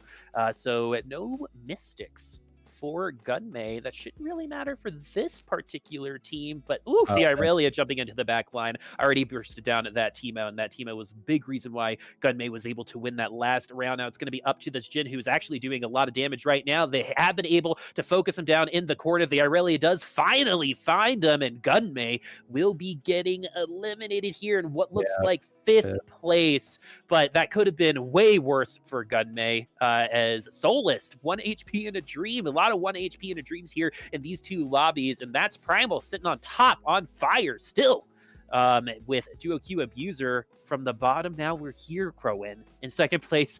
the second we were like, I don't know if Duo Q Abuser is going to be able to follow up. You know, it's crazy how someone can be the #1 in the lobby, and now on the bottom finds himself in 2nd place. Mismatchedsocks in 3rd, and Soulless in 4th. Yep, Solus. We talked about small synergies and how those are, potentially viable. Solus is trying to make it work right here. Re-rolling for Shaco 3, hit that, but now looking for that Xin Xiao 3. So, has a bit of like 14 gold to roll down here. Hits it. That's really, really strong. Solus actually might be able to scrape a top 3 out of this. I would hazard to say it's probably not going to be much more than that. Yeah, I mean, that's Primal and Duo Q Abuser haven't lost in a while. And at this point in time, those will probably ring true. They will be facing off against each other possibly this next round. But it's really all about Solus because Mismatchedsocks might be able to pull off a loss here and move on one more round. But for Solus, this could potentially be it. Warmogs and that Thornmail on that Xin Zhao is absolutely brutal because he's just not even breaking through that tank, and that Urgot doesn't take down that Xin Zhao. It's going to be all about bursting down this mech, which should happen. You're going to see them pop out with 35% health. Yeah, not a lot of mana. And yeah, Solus is going to be able to pull this out. Is he going to eliminate Mismatchedsocks? The answer is yes. So your prediction is correct. It rings true. The seer. That is Khroen. A lot of predictions go right for you. I wonder if that means you're good at the game. I don't know. You might be a player or something. Maybe you can use the knowledge that way. Solus, 1 HP and a dream. The prediction of top 3 was correct, but can Solus make it a top 2?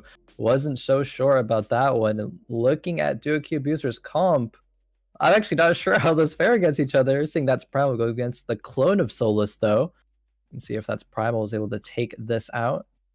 Yeah, I think this is the second time. Is this the second time thatsPRIMAL's gone Cybernetics? Yeah, 2 games in a row. And he's dominating with it. Cyber's super good. Yep, he's going to get another top 3. I think he was top 2 last time around, finished in second place. And he looks like Solus. Solus, his that Xin Zhao 3 and that Protector. Oh, Teemo! Screw you, Teemo! Screw you, Teemo. I'm sorry for those ears. Man, it's anyway.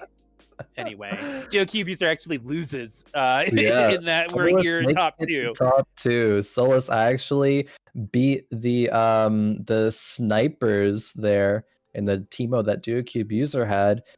And now we have this like jamble re-roll of a couple of infiltrators, a couple of protectors, but it's working out for Solus here. Like, this is the innovation that I came here wanting to see, and I am not disappointed. I wouldn't have thought this comp can get to a top 2 situation, but Solus is making it work. And I'm curious to see if it can actually be the Cybernetics. Of course, it didn't last round, but maybe it has the potential. Ooh, that Zephyr pulls out that Xin Zhao at the very beginning of the round, which means he's going to be taking more aggro once he does fall down. But look how much damage he's not taking. This Irelia needs to take him down with that Giant Slayer. No, we actually might be seeing a reversal of fortunes here as thatsPRIMAL all loses. And with 1 HP, Solus finds himself on fire. That is nuts. And that brings us back to our old question. Are we going to be going for those 6 Cybernetics or our little bit of a blender? And right now, this blender comp from Solus, 2 Celestials, 2 Mystics, 2 Protector, 2 Infiltrator, 2 Battlecast, 2 of everything, seems to be working out. And that was honestly a pretty dominating performance. Is this just all Xin Zhao 3? I mean, Xin Zhao and Shaco was absolutely shredding all of the backline, instantly took out the Teemo, and then the Vayne right after, and cleaned up as the Xin Zhao tanked everything. It's just those two piloting the show here. There's 2 Karma 2s buffing the Shaco. Or the Cassiopeia, depending on how this positioning goes. It's just, okay. Gonna be moving... Oh, nope. Okay, they're both just buffing the Shaco there. Yeah. Zeke's not buffing anything besides Shaco himself. Really good placement away from the Zephyr there. And so the Shaco does get back into the back line, but doesn't... is going to be able to push some damage in. Man. Oh, wow, that Echo does a ton of damage himself. But the Shaco, especially with those Deathblade stacks, could potentially pull him over the edge. He was able to get rid of that Xin Zhao, and thatsPRIMAL once again loses. And this is potentially just a slow fall from grace. What does thatsPRIMAL need to do in order to overcome this comp? Because right now, what he's using, this 6 Cybernetic, this great comp that we knew coming into this would be great. Not so great against what Solus is running. Okay, what does Primal need? Either to Zephyr the Shaco, or to Thresh pull in a Lulu to then poly the Shaco and then take it out. Frontlining this Vayne is also, I think, a very, very smart thing to do as well, because the Shaco is just killing it super early onto the fight, but now the Shaco jumps onto the Vi instead, is going to take it out, but things like Vayne are still alive here, doing a bunch of damage, spreading red buff, stopping that healing from the Shaco a little bit, and Xin Zhao, because they do have Celestial, the Lulu Poly as well. Both things are going extremely well, but it might not be enough, and it's not. Primal loses another round. The Shaco's That's just destroying insane. everything. And there's like no worse way to lose than by losing by like 6 or 7 HP around, especially here at the end. We're already at Shelly, folks, 6-7. And the way that this is going, you're probably getting 1 or 2 more rounds. A Shroud of Stillness that actually for Solus could do wonders for him to solidify his spot in the top 1. You said, oh, I don't know if we're even going to get over 3rd place. Now, I don't know if thatsPRIMAL is going to be able to win at this lobby. Yeah, I was at a loss. I didn't know how to evaluate this composition, but I'm glad I'm able to see it now and evaluate it more accurately. This is strong. There's no other way around it. It's strong. That's it. Full stop. Second giantslayer, though, for thatsPRIMAL should help, but it's all about actually pushing that damage onto that Xin Zhao and that Shaco because they've been surviving all of the rounds as well. So this giantslayer should Actually, proc though. off of Yeah. the Echo ult. And now we're seeing some positioning changes. Khroen. Giantslayer might be what Primal needed. If Giantslayer Echo hits all of these hits onto the Shaco, as did a couple fights before, he might actually kill the Shaco now. And I mean, we'll see if that's gonna be it right now. I believe Primal probably has 2 lives left. So if it doesn't win this, I'll have 1 more. But let's see. I really want to see this Echo ulti. Here we go. Takes out the Shaco, does just that. I think this might be exactly what Primal needed. Wow. That's GG. I love TFT, man. Those are the types of lobbies that are like, man, this game is freaking awesome.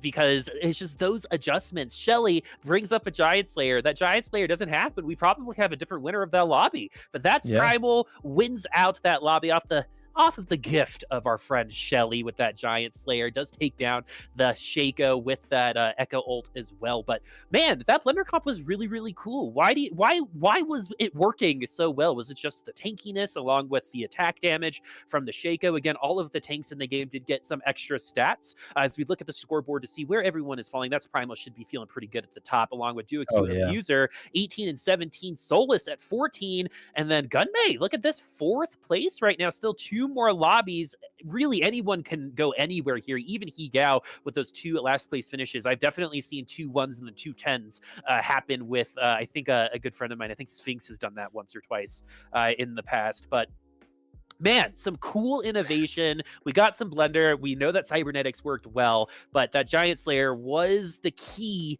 to the equation, was the solution there. But let's talk about Solus for just a second before we go on break, because that comp was cool. That comp was cool. Yeah, no, definitely. I mean, I want to go more into depth about it after the break as well, but I think just initial thoughts.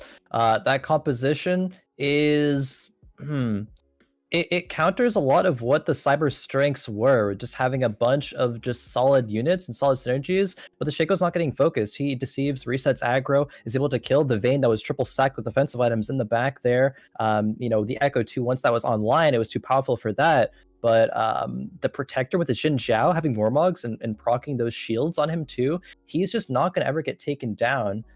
So I think that was actually a really smart move by Solus there to take 2nd place in that lobby. But more on it after the break. We'll be heading to a quick 5-minute break. We'll be back soon to see if Gunmay can bring it back from 4th to a 1st, or see if thatsPRIMAL and DuoQ Abuser can still remain at the top. Stick with us. We'll be right back.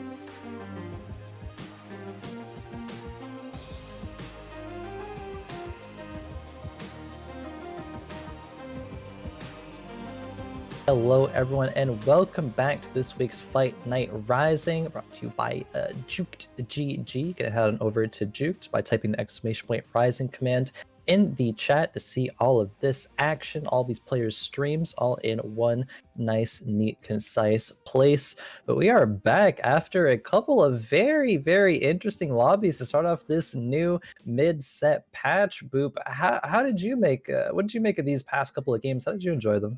Oh man, if our in between halftime talk was anything, I loved it, man. I think like once Solus was taken down there, I think I said this is why I like TFT. It's just that back and forth, that especially that like 1v1 at the end where Oh it's yeah. all about those mind games. It's like tennis all of a sudden, right? You go from this group activity to this 1v1. It's just you and this other person keeping you from 10 points. And we got to see that interaction over what felt like 5 or 6 rounds, which I actually ended up thinking is what happened between thatsPRIMAL and Solus there at the end. And something else that I want to talk about too is we knew that we'd be seeing some new stuff here, and this patch 3.5, right, mid set 3.5. And what I wasn't expecting was a complete lack of battle casts in the early game. It doesn't seem like we're seeing it at all. We're not even seeing some of them get slotted in. We see Victor more so than anything else. We saw Cass a little bit more, but outside of that, not that much.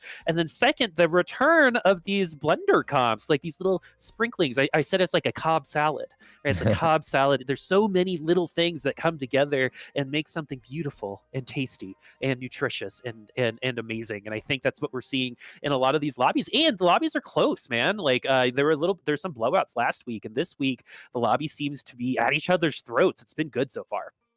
Oh yeah, definitely. I think even if we could just take a look at the standings really quick, we can really see just how close these lobbies are. I mean, players, like Mismatchedsocks and Gunmay sort of around the middle of the pack right now, and that's Primal, Duke, Abuser, Solus at top 3, very, very strong players. Even Final, another very, very strong player as well, hasn't quite gotten into his groove yet, has a 7th and a 6th place.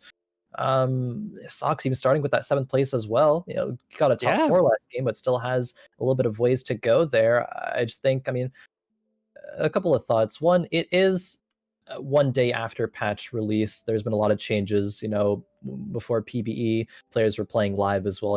Grinding for those weekly snapshots for the World Championships, and practicing Mhm. for GSS as well, which some of these players do compete in. But it just goes to show there's a lot of figuring out, a lot of work to do here. And we saw even Solus take that a step further last game in trying to figure out this meta, try to break it, try to do well in it, and that Shaco 3 composition did just that. It was winning for the majority of that end game there versus Primal until that giant slayer off of the Rift Herald there, and the Echo was able to take out the Shaco. But I mean, man, that's the stuff that I love to see. These are the innovations that I love players are making. Yeah, and how intentional those choices were between both of these players to adjust a couple different times. That's Primal changing his positioning every single round, along with Solus. So, it was that, zig and zag type of situation, and are you Yeah. going to move first or am I going to move first? And those kinds of mind games are so fun to watch. And let's talk about this Nico verse real quick. In terms of the Galaxy tier list, where do you put this one? In terms of liking it, enjoyment of it, Let's say competitive viability. As a competitive player, like you're in a tournament, you get Nicoverse. Is that on the bottom tier of galaxies that you want to see in this particular situation, or is it something that you want to see more often? I probably wouldn't want to see it more often. It's probably the medium to low tier galaxy. It's kind of I know. Going to level 8, I'm probably gonna see some stuff I don't like to see, like Gangplank 2s on the other side, Brilliant Soul Protector 2s. I'm gonna be seeing some of that, and I don't really like that. There's not really that. Yeah, I'm gonna Nico a 4-cost unit like Kale. Kale was so prevalent in terms of just slamming double Nico on that in the last patch. But I think there's a lot more argument now to, like I was saying, Nico those 5-cost units and save them, play strongest board until you get to that point. Maybe there's argument for using it on a Jinx, because there are compositions that still do utilize a Jinx 2 as a carry into the end game. but they're really not as strong as some of this other stuff. Maybe Echo 2, GP 2, even Urgot 2. Urgot with the protector is super, super strong. We saw a little bit of how that functions with Mismatchedsocks there in that last game, netting him a top 4, and I think that could even go as well as to win some games, assuming you're not going up against the so strong compositions like Solus and like thatsPRIMAL, and even DuoQ Abuser with those Vanguard Astro snipers of the last game. So looking over at Solus and those items, some good options there. 2 tiers, blue buff. Tiers just seem to be the way of this set, Galaxies. A lot of the units do depend, I mean, all units, most units depend on mana, but specifically in this set, the blue buff with Ziggs and hold on by the TF, and now with Sorcerers becoming a little bit stronger, definitely something that we're going to see, which is why we saw them go away from Seraph's Embrace. So time for a little bit of opinions here. That's actually something that I've heard some of my friends say that they miss. I was on my podcast the other day and saying, Seraph's opened up some different play styles. What do you think about it? Do you like the change to blue buff? Would you like to see Seraphs maybe come back in the future? I think the change to Seraphs is probably overall healthier for the game. I think that it is cool to try to go a composition that does rely on unlikelier scenarios of getting 4 tiers, just going for this one item and having that enable a carry of yours. I think it's a cool idea, but when that manifests itself in the ways of double Seraph's Ziggs just permanently casting spells, it gets a little bit unfun. Sometimes it's not really that rewarding or not really that fun to play against, and that's a thing that you should, in my opinion at least, like, I'm not a game developer, but in my opinion that should be a factor that you take into account, is how fun is this to play against and to play as. And playing as, sure, it's fine, but playing against it, kind of not fun to see a unit just permanently stunned. And so I think, yeah, all in all, it's a good direction to go and to take that out of the game. When you have a unit, you want to be able to use it. And I think that was like one of the big things at the very beginning of Galaxies, was just the CC was so high. It felt like everyone had a stun and everyone was stunned forever. And then you add demo atop of that. You had Kaisa demo at that point too. That was strong up until the very end. But we'll see if we're going to see a lot of those changes here. We already have Mismatchedsocks at 10 gold. So we're already investing a little bit. This is also Nico versus one of those few, I think, Galaxies where losing early on is not that big of a deal, because you can hyper level and get to a higher level, get to those 5-cost units and double Nico's a 5-cost unit, and that's definitely a legitimate way of going through this. How would you approach it now with all of these changes? Would you still kind of rush to a higher level, pick up a tier like a 5-cost unit, then tier 2 it, or is it better to maybe fill out your comp, get a couple tier 4-cost units to tier 2? So yeah, I think there's a few ways even to approach this. There's that way, to econ, find a tier 5, and I think that's fine, that's viable. 4 cost, maybe a Jinx, I think that's fine and viable. But then we see as well something that we saw last fight, and we're seeing it again right now a little bit, is thatsPRIMAL double Nico'd a Vayne on 2-1 or 2-2. And we saw it when he faced Sucks there.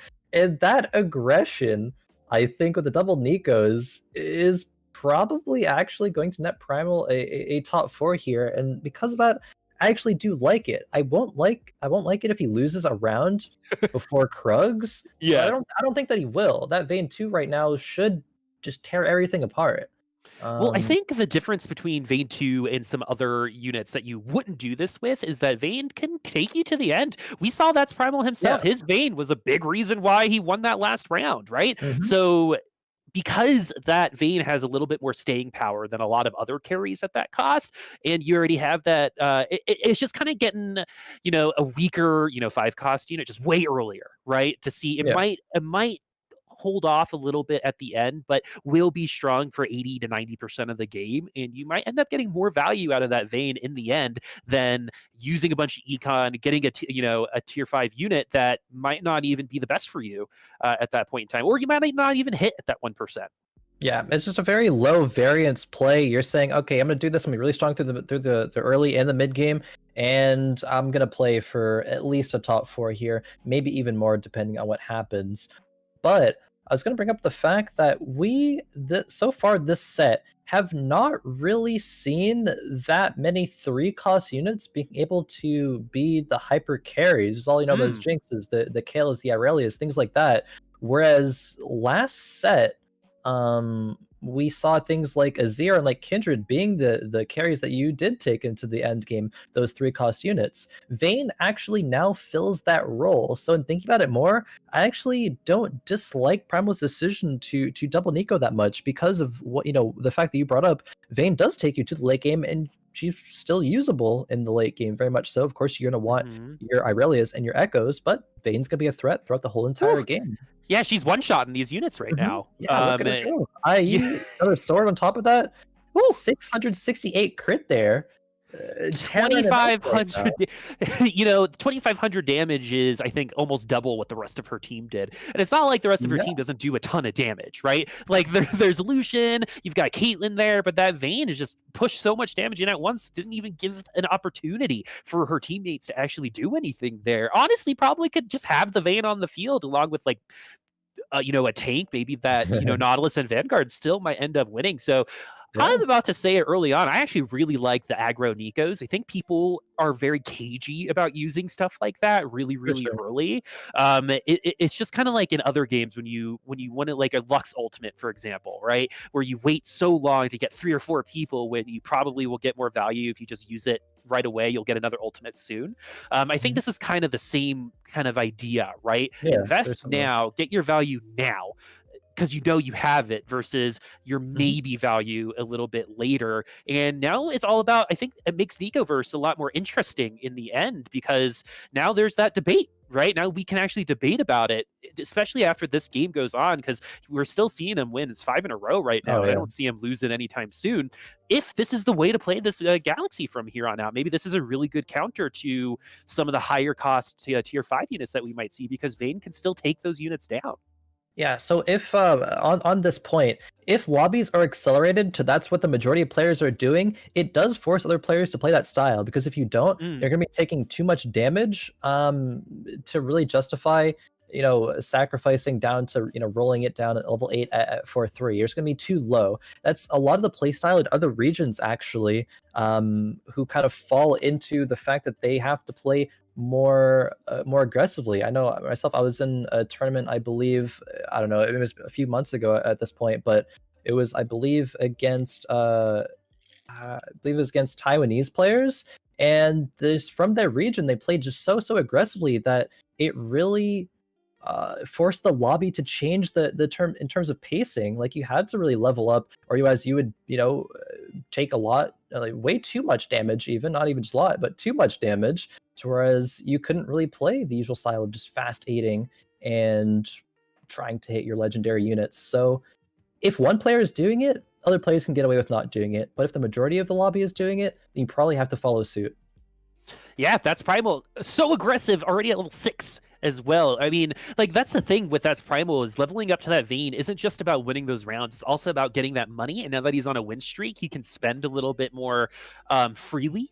Because he's already got a lot of the main points in his comp. And we're looking at Gunmay right now, and it's a very different kind of situation, right? As he's going up against thatsPRIMAL. And I don't think this Vayne has taken damage outside of a Yasuo ult last time around.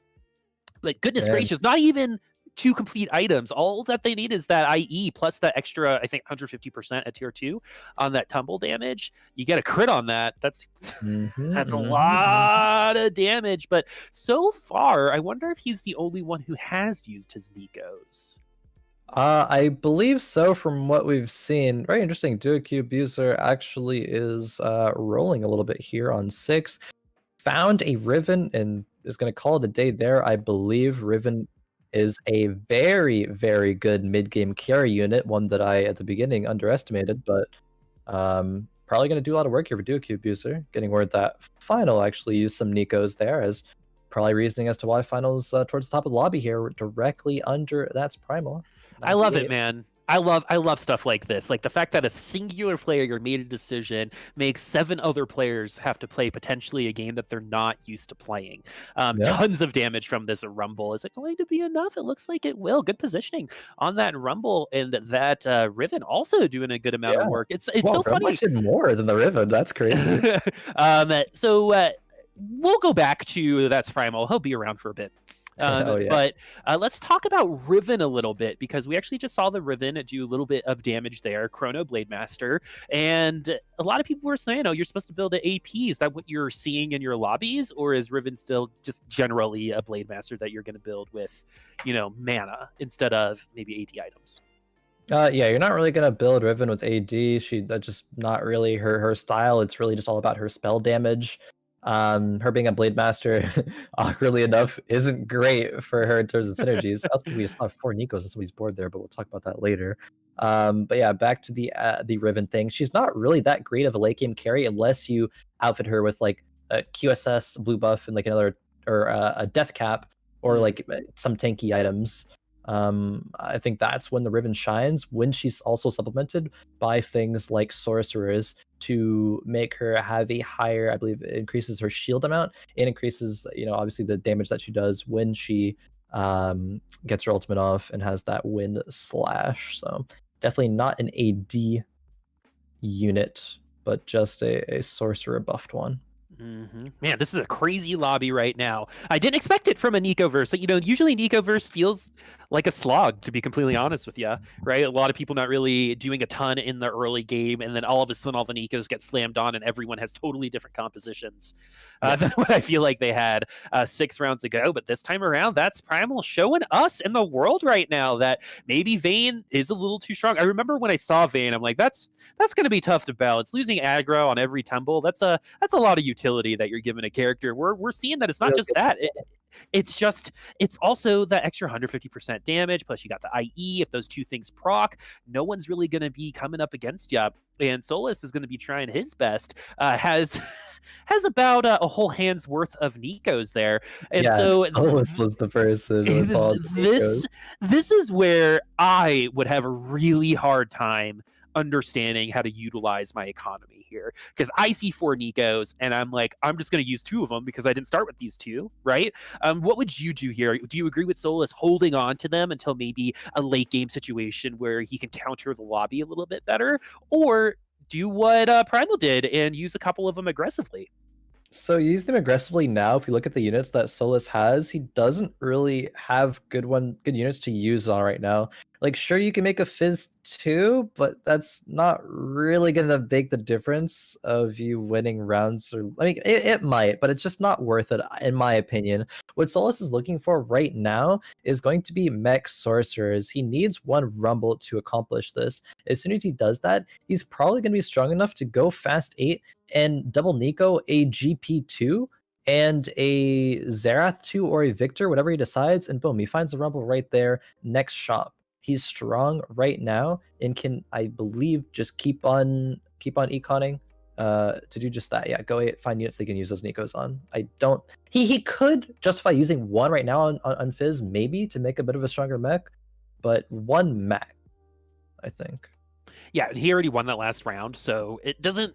It's not an issue that he has to answer right now. Maybe if he loses 1 or 2 more rounds and doesn't pick up anything, because the initial mech is so much stronger than it used to be in terms of its power, its armor. It does a little less cleave damage, but because the pilots are coming out with 35 HP, 35% HP, the mech itself got a lot more damage and a lot more utility. But it doesn't matter this time around, as Solus is going to fall the mech not quite enough. Man, 4 Nikos helps. I don't think I've ever seen that before, but I guess in Nicoverse, that's what we'll see. Because you technically could give a Nikos to the Rumble, a Nikos to the Fizz, get 2 of them to tier 2, but like you said, in terms of value add, you're not really adding a ton with this comp on any of these characters with those Nikos. If he was running a different comp, we might be having a different conversation. Yeah, probably so. Another thing that jumps to mind, could use the blue buff for a Riven as well. Generally, until you get the GP, players will run the Mech Sorc build with a Riven.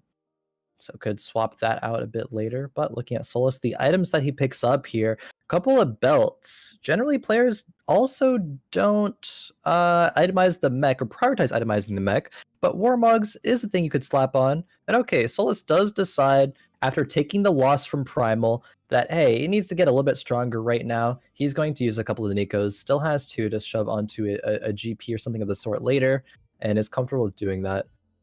Even maybe slamming a Titan's Resolve here as well. So that Mech is going to be a powerful force. Yeah, and that Warmog's one of the best items on the Mech will be going on him. And I think, Solus does do what I said earlier, which is, at this point in time at 55 HP, you have to kind of make this question answered, right? Do I have enough time to wait for better units to Nico's? Right now, I need this Mech, and you're already seeing the Titans resolve already at 50. Yeah. Huge damage boost, defensive boost as well. And now what is that dance called? I forget. Is it the monkey? No. What is it? I have no idea. I don't know, man. Everything had a name back in the 60s, but this time this time around the Mech is going to be a little bit stronger, and I like that he used the Nikos there. Do you like that he used the Nikos there, even though it seemed like it was kind of forced? I don't mind it. I don't know if I would say, oh yeah, I love using the Nikos there, but it's probably fine. You recognize that he's 55 HP. He wants to stabilize. 2 Nikos is really all you need for that build, and saving more, I guess, is greedy. It's hey, I'm gonna stabilize, maybe roll down and stabilize now, but he doesn't want to roll down. So yeah, I can see that justification for sure. All right, we've got Hygao now, looking at 5. Rebel still looking for that last Rebel. Gets a little bit more beef on him. Currently sitting at 3rd place. That's really big for Hygao, as he was a returning player from last week, finishing in 3rd place in a crazy final lobby win, pushing him in a 3-way tie to winning that 3-way tie coming into today's lobby, but having a much harder time finding success this time around, sitting in 4th place. Gunmay now has his Astros online already, a Teemo 2 with some brutal items on him. Woo, that Teemo is going to hurt along with that Jhin. Is Jhin is he just the best sniper to go along with this Teemo, or is it, do you have an argument for Ashe to go in there, or even a Vayne? We already seen thatsPRIMAL, who just now lost, I think, for the first time, show how good that Vayne can be.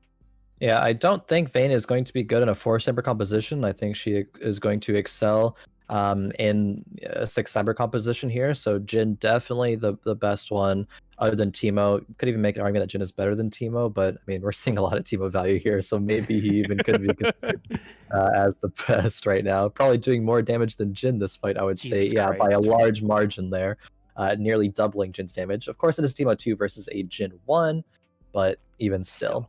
Yeah, Gunmay, 2nd place right now in this lobby, but near 30 HP behind thatsPRIMAL. thatsPRIMAL did take 1 loss so far, but is still going to be strong. Ooh, that's a GP. Is Solus going to go for it? That sure is. Someone else going to. Quad gets it first. That's always really infuriating to me. Say a Fawn shows up on the carousel, and the 8th place person's probably going to go for it, right? And you're you're not even going to be able to use it for that much longer, right? You're just taking it away from me. It's a personal attack. But no, he's going to find that GP another way, because that Negatron cloak might be might be sold to get the GP might be sold to get to that Negatron cloak anyways. But Gunmay already sticking with the Astros. The Astros really the only newer synergy that we've seen a ton of. Makes a lot of sense, since Teemo and Gnar are just very solid units, and you can make Bard a very valuable unit, especially in the early game. But we're now looking at Quad, who's also doing his own little mech-a-roo, and he didn't have 4 Nikos to help him get to his tier 2s for his Fizz. He had to do it the old-fashioned way, but he is going to use his Nikos for the Gangplank instead. 4 Sorcerers with Gangplank. This might be a turnaround opportunity for Quad. Oh yeah, it was very lucky for Quad being first pick in that carousel getting a GP there, because this GP is going to be instrumental in carrying. Of course, thatsPRIMAL still very strong. I really had 2 Vayne 2 right now. GP actually doesn't cast. Unfortunately there, that's not the matchup that Quad wanted here. Victor goes off, but only hits a couple of units. Man, that's a feels bad, man, if you're Quad. Yeah, you probably get super excited. You're like, I got this. I'm going to win this next round. And unfortunately, you're sitting at 19 HP. Mismatchedsocks at 18. So potentially 2 more losses. And look how low both of those players are even before we get to the Arc Raptors. You know what's happening. And that is brutal for those 2 players. Because honestly, 29 is moderately low for Arc Raptors. But to have 3 players under 30 at this point in time, they're going to start dropping like flies. But I also think it shows how strong thatsPRIMAL's start was, as a lot of the HP, I think, from the lobby was taken by him. Accelerating the pace of the lobby right there. We're seeing the effects of that. We also see another GP2 here from DuoQ Abuser, and a Xerath 2 in the back, though. That Xerath 2, as soon as it goes off, is just going to eliminate the rest of Quad's board. These are just such bad matchups for Quad running into the back-to-back. Oh no, like he's Oh so strong right now, no. but these matchups are just they're even stronger. Oh, he's facing like the one person in the lobby every round that is going to Yeah. beat him. He, I don't know if an RE2 is going to help. Definitely, I think going to be doing a little bit better than TF. The true Mhm. damage coming back might have been just a little bit that he needed to compete in those last 2 rounds. But I'm expecting some good things coming up after Arc Raptors. Items are going to be very, very important here for him because right now, Victor, the only one with moderate items, we've got some good ones on Gangplank, but definitely some room on that bench to really beef up this Gangplank and other members, maybe even this Victor, as the Gangplank looks so cool, man. They did such a good job on its design. The Arc Raptors aren't going to last very long. Tons of items on the board for Quad as well. Odd amount of items. Mm, Does he have a free item? No. So one of those no. items will be left on the board for a long time. So he's got to think about exactly how those items should go because he's at 11 HP. He's got to put him on someone right here, right now, in my opinion. Yeah, some awkward items. What are these gonna be? Maybe a Titan's Resolve, maybe a Zephyr. Outside of that, that's a double strike on the GP. Might lock for that. Okay, ZZ Rot. And then I believe it'd be a Titan's Resolve after. Yeah, okay. Oh. I can see the justification for this over the Zephyr. For sure, facing against Hygao here is Quad. Quad could fall here if this fight goes poorly. Gangplank ulti does go off, though, stunning near everything, but the Jinx is still just tearing everything up. She's Oh. had the Trap Cloud to Oh. protect her, and yeah, Quad here. Will he go down? It will be close. 2 HP. Ooh. Not Poor exactly. guy, man. This is It's just like I yeah. feel like he's doing everything right. You know what I mean? Right? He's got the units. He needs his 2 more sorcerers potentially. But as of right now, it's just the mech. I think it's the Annie one. That's really screwed him over right now, especially after they come out of the mech. Even though they come at a 35% HP, even an Annie 2 would just give him a little extra time for maybe something else to happen, maybe another ult to come down. But Quad sitting at 2 HP, potentially his last round. No money, no items at level 8. Gangplank unable to find tons of value with that ultimate. Unfortunately for him, has only faced really, I think, tanky players on the other side. We also have a Trap Clawed Echo here, so if this Gangplank does ult the Echo, he's going to get stunned himself, and it looks like the Echo falls. Does Quad run Yeah. away a little too early? Looks like Quad might actually take this victory here. Is Vayne the only one remaining for final DF, and a second cast from the Gangplank? Maybe? No, another player, I believe, sitting below 10 HP. That's 3 players below 10 HP right now. Woo-wee, my friend. Solus only needed 1 to get second, though. Yeah, look at this here. We have our first Protector Aurelian Soul that we have seen here tonight. The items aren't amazing, but they are good enough. Sox won that last round. Hopefully he can keep it up, or he's gonna have another poor placement as he did in game number 1. But yeah, 3 players in single-digit HP. This could be an 8th, or it could be a 6th, or it could even be more here. But someone will fall here, going up against Quad. Who's it gonna be? Who's it gonna be, my friends? We've got that Asol on the other side, and look at that, it's that Protector Asol. Yep. Oh, and with Jeweled Gauntlet Nothing's and gonna a pick that blue up. buff, nothing's gonna beat that up. I think at this point it's just an Urgot that might be able to eat up that Asol. So that Asol is going to be living for a long time, and that's where Yeah. those 2 Nikos from Mismatchedsocks comes through. His Quad gets eliminated in 7th place. Final, I believe, also gets eliminated Mhm. in 8th Yeah, place. 8th. So 5 HP, but he got that Asol, the closest I think to an Exodia we've got so far in this set. Yep. Just about. Doesn't it's usually paired 4 Protector, 4 Mystic. Doesn't have 4 Mystic yet. Maybe will go into that though, because it's all the Aurelian Soul show right now. Of course, the Victor did help out a lot. The Victor has items to be able to do that here, but doesn't even have 2 Sorcerer with it. So I am curious to see if Sox does attempt to swap that out, or maybe just gonna play for going to level 9, to then take out the what would he take out? Wukong, and then put 2 more Mystics in at that point. Takes out the Jarvan for the Urgot. The Urgot there was on the carousel just to play it. It is one of the best protectors, probably the best protector right now. I mean, it's one shot, one kill. That's a pretty good ability. I do like how it doesn't feel like Urgot is the one that's super overpowered right now. After Acel gets some adjustments, maybe we'll get there. One shot, one kill is very, very dangerous in terms of something to be in the game. But Urgot doesn't seem to be overtaking. The Victor is, I think, the thing that I've really had my eye on, along with this Acel, Good who Mech. literally doesn't take any damage whatsoever. And the thing about the Acel too is he's also draining HP from everyone that ultimate is hitting as well. A little strong. Yeah, draining that mana, killing them slowly. Solus here has an Urgot of his own with the mech. Don't usually see Urgot being in this scenario with the four sorcerers, more so with protectors and mystics, but just a strong unit. Might as well have blue buff on him. He's gonna start cranking out those ultimates very, very quickly. Solus, Higao, and Socks all within one shot of potentially falling here. Primal, though, the start that he had was so good because we see second place 28, but first place with Primal 73 HP. This is like almost a guaranteed top 4, if not more, for him here. All That's based off of just using those two Nico's helps early, right? yeah. Like I know we've been rambling on with that specific thing that happened, but I think in the end, it's better sometimes to just secure that top 4, and he's already on fire again. Oh, We Socks drop. definitely Socks dropped. That's I Yeah, did not expect that. Did not fifth expect that. place or I was so sixth place. focused on Sorry. that's Yeah. Primal being on fire that I didn't see that Mismatchedsocks. Even with that Protector Acel, I mean, even in his body language, looked like, oh, I got this, but unable to finish in the top 4. Yeah, curious as to how that happened. Didn't quite see that. But man, sixth place for having a protector really in Soul 2. That doesn't feel good at all.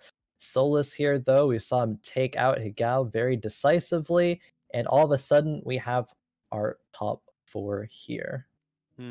So it looks like the Acel got mana reaved itself and then was bursted down. So that's got to be how you do it. Sometimes it's all about, that Lulu polymorphing the right unit, that mana reaver going on, that EMP from that Ezreal, just giving you that extra 3 to 5 seconds to potentially burst down that Acel. And that's exactly what we saw happen there, because if Mismatchedsocks doesn't lose there, he competes for the top of the lobby. So that's why you want a little bit of a buffer, right? We saw a lot of these players just tank their HP super quickly in this lobby. Tons of damage throughout.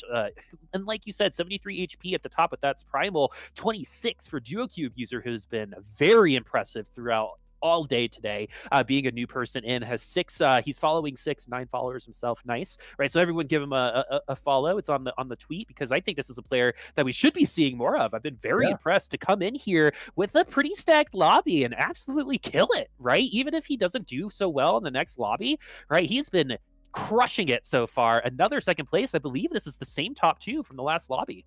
Yeah, or was it No, last Solus. It was lobby Solus of one? thatsPRIMAL. Yeah, lobby 1. Yep. Yeah, lobby 1 it was, but yes, actually we have Gunmay and Solus falling here.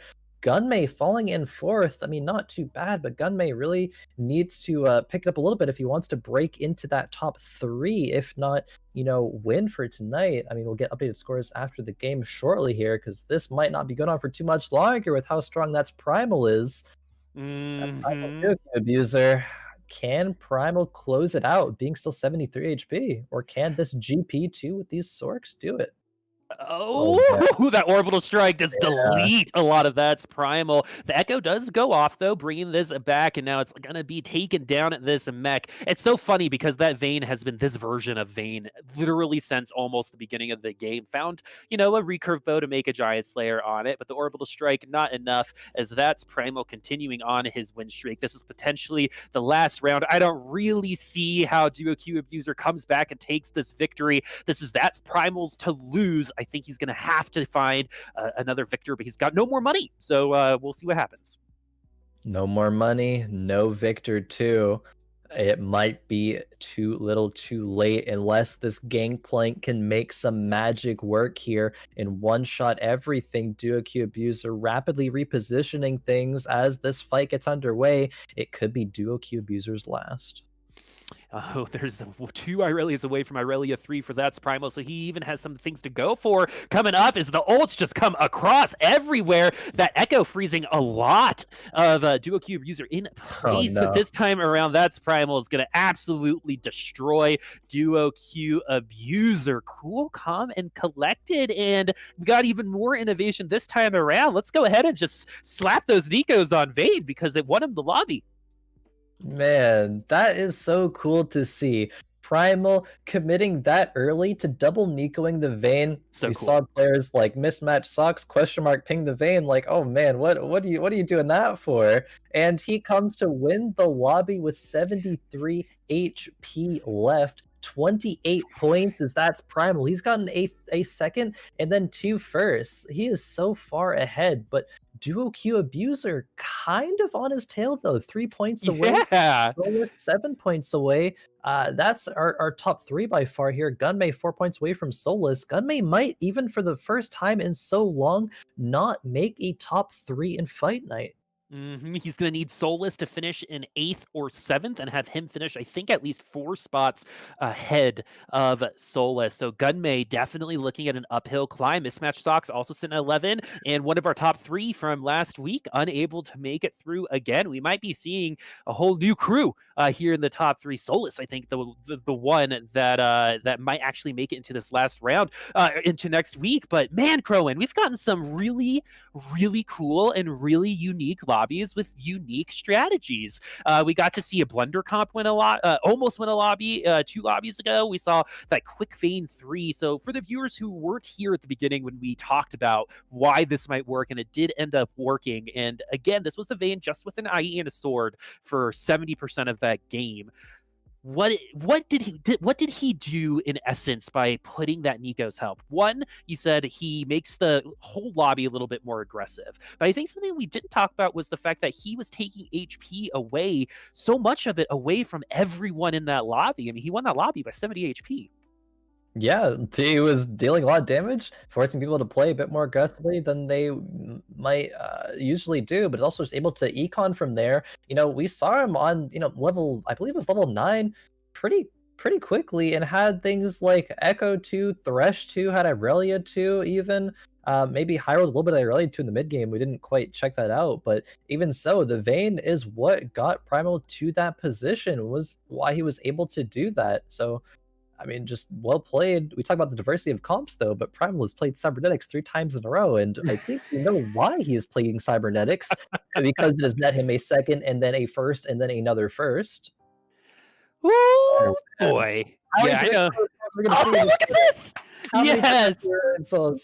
Oh no, too many spatulas. There are so many spatulas. So literally everyone can go after Protector Asol now. What another crazy lobby we're about to have. That's why as a viewer and a commentator, galaxies are cool, but like, man, at this point, do you like give up on Asol? Or are you confident enough as a player, Khroen, to be like, it's mine. I have the Asol.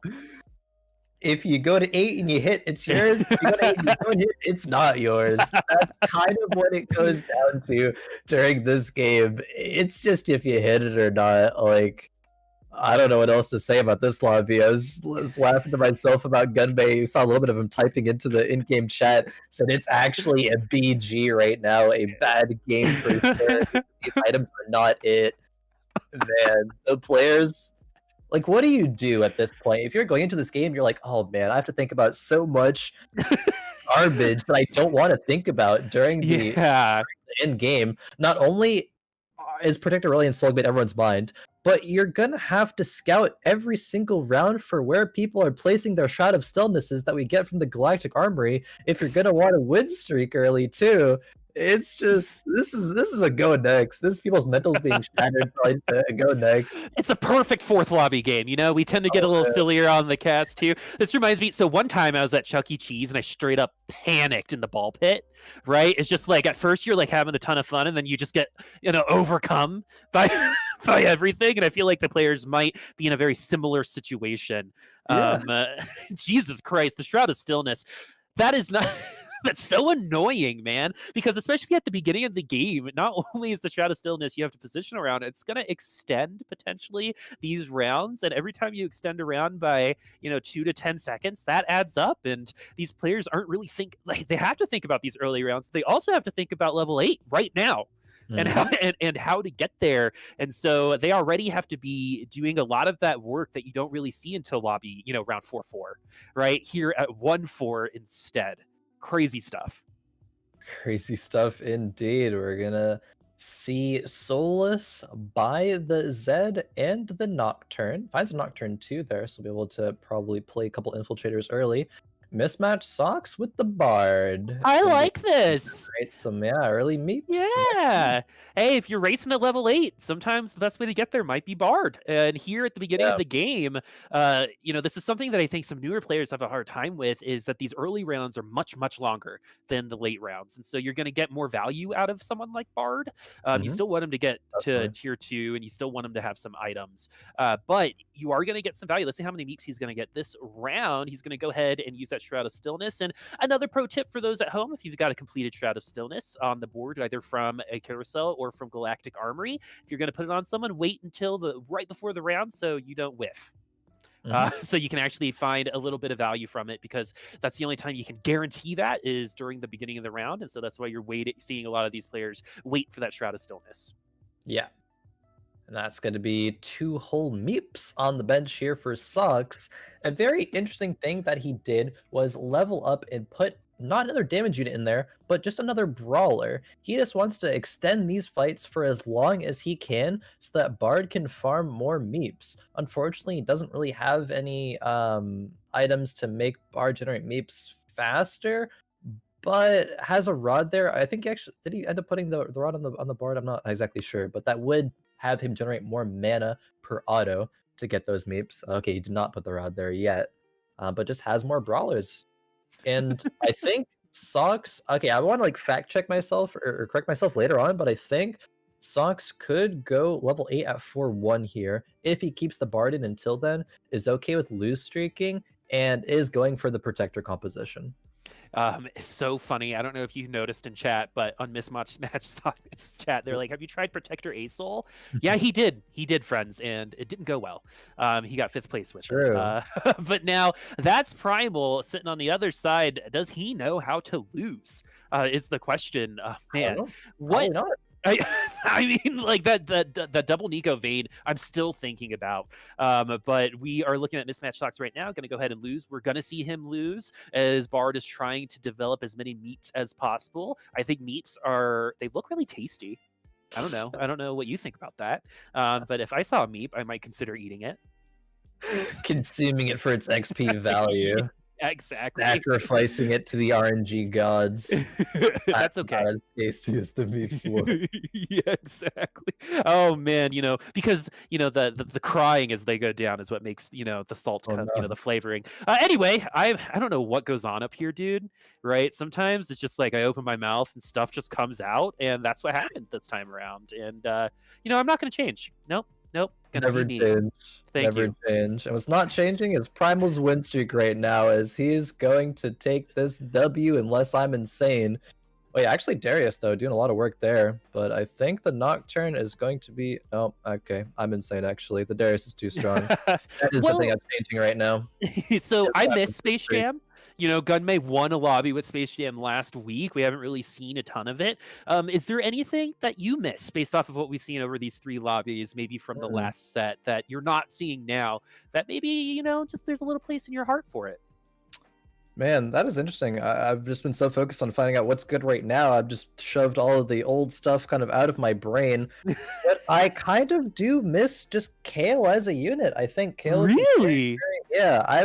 Maybe I'm a little weird for that, but I do miss Kale. I think it is hard to. I mean, we talked about it I think the last week a little bit. It's hard to get her into a balanced state, but I still did like having a forecast that you knew would be a reliable carry. And it wasn't the only one too. There was also Jinx, Mm. and there's Irelia. These forecasts that you can pick what route that you wanted to go, and Kale would just unless it wasn't, it would always just be there for you. It'd always be there. Ever since set 1, I have never been able to get Kale. I've just given up on it. It just doesn't work for me. Kale never shows up, regardless of what Kale costs. I will not be getting Kale. So even when I do, I get so excited that I just think too far ahead, and I'm like, oh, Kale, let me just put items on her and see what happens. And what happens is I lose. As we go over to Hygao, a returning member from last week, gonna have a much harder time doing that. I think he's already out of the running. Was a Yeah. Mech infiltrator player. The last time we saw him, we did see the sorcerer Mech adjustment from Hygao. I think I got him a 6th place. But these Mech players are going to have to play a little differently. What is the biggest difference in terms of how you go about getting your sorcerer Mech versus your infiltrator Mechs? Like, what are these infiltrator Mech players having a hard time transitioning out of in terms of habits? I mean, it's a completely different play style right now. It's, you're not prioritizing mech items, so you're not going for things like Bramble. You're actually going for AP items because you're going to be prioritizing Sorks in the early game. It's not like, okay, I have mech and I win. It's, okay, I have a strong Sork board, so I'm going to be winning rounds. The mech is just kind of what you fill in later to be your front line, and then you fit the GP in or the Riven in, depending on, if you low roll or not, as a little bit of supplementary damage and or utility there. Yeah, it's just a completely different play style. I would say. All right, and I think I wonder if any of these Mech players might transition out of it because it is a different play style, right? Maybe it doesn't tickle the same, or scratch the same itch that it does before. Tickle's a dangerous word to say on cast, especially where my brain is at right now. But yeah, we got Gunmay on the other. We got Gunmay on the other side here. Tons of items already for Quad, and that's a big reason why we're seeing him on top of the leaderboard. But how long is that going Maybe to not for come into long. play? Not that long, as Jace unable to complete his front flip. But Ooh, oh, Gunmay still holding on here. We got dueling wet Protector noodles Darius. with those with that Darius. Gunmay should be able to win this out in the end, but should be coming down to overtime. Welcome out overtime, but the dunks. Oh, don't even need a dunk to close that one out. Gunmay winning that round. Protector Darius was something that Gunmay ran a lot when going for Space Jam. And while it won't really be Space Jam now, that's probably the closest that we're going to see to Space Jam, as I believe that Protector Spat will be going on to something else later on, whether that be the Aurelian Soul, or maybe even sometimes we see it on Cassiopeia. Blue buff there, she's able to deal a lot of damage and just give herself near infinite shields. finaldf not had the greatest start to tonight so far. Probably cannot, I think cannot make it into the top 4, but just trying to, if not for pride's sake, get a bit of a better placement this game. And This has a is decent where, level, so. yeah, this is where you build your carry bard. You might, Sure. you have a little bit of leeway, right? But you can't make the decision. But I'm always up to the ideology that you're in a game, you got to try your best while you're here. Yeah. As we pick up a Riven, and I think that might be a part of the reason why you miss Kale, my friend, is I think we got Riven Oh yeah. in like replacement, and it is not the same. It No, is not at not the all. same. Riven is not the carry that I thought that she might be. I was excited for a few units coming to the set. Vayne, Victor, and Riven, but Riven quickly fell off as like, I'm just dismissing that as a unit that I'm going to think about, unless I'm just having her as an item carrier or Yeah. a scuffed version of the Sork GP mech A good old 4-cost item carrier, one of pretty those much, yeah. one of those classic 4-cost item carriers. And they made such a hullabaloo about am I That's a 80? word. That's a word. Anyway, some hullabaloo about the AP, and I haven't really seen any Riven so far. The only battlecast we've seen so far is Victor and Cass, and not a ton of late game potential with those battlecasts just in general as the Ziggs with the Hextech Gunblade. That is the one thing about Galactic Armory that I do like. Hextech Gunblade and Shroud of Stillness, not items that you normally would see on these units outside of carousels. Yeah. Even Hextech Gunblade will probably be left on a carousel most of the time. But Hextech Gunblade plus that Protector Spat, that goes perfectly on someone. And that is that ASOL. So we're definitely looking at that for Gunmay. Maybe putting in a Bard could help push him a little bit faster, but he's on fire right now, so maybe I shouldn't be talking about his play, because what he's doing it right now. Yeah, working out. 4 protectors right now for Gunmay. These Darius shields are going to keep on coming. they're gonna do work. Socks on their side there, level 6, 50 gold. That Bard is very instrumental in terms of Socks getting to level 8 as fast as possible. Doesn't have Protector Spat already though, so isn't fully committed, but still the option is there. You know, if your Socks, other players are all looking for that. Of course, that's in the nature of the all first spat carousel. Uh-huh. What Ooh, is he 3 gonna beeps commit? though. Yeah, 3 meeps. I mean, I know it's a tilter for a lot of people when you get an odd number of XP. Your dog nerd for you. And It's you start like 7 out of 32. Like, what is this yeah, map? I'm What is pretty sure my husband almost divorced me because I set my volume to 11 once, and he was pissed. I don't know what it was because I thought 11 was perfect. You know, 74 is the best temperature for the inside of a house, right? 11, 11 is a great number for that, and 3 meeps is staying on the bench, maybe waiting for 3 more to get 6. Yeah. But so I have another unique question for you, Khroen, and I really Sure. want you to think about this. Are you Okay. ready? I'm with a start like that. Yeah, I'm trying to ready myself right now. Okay, so at first I thought, "Ooh, meeps, they might be edible," right? But where are they coming from?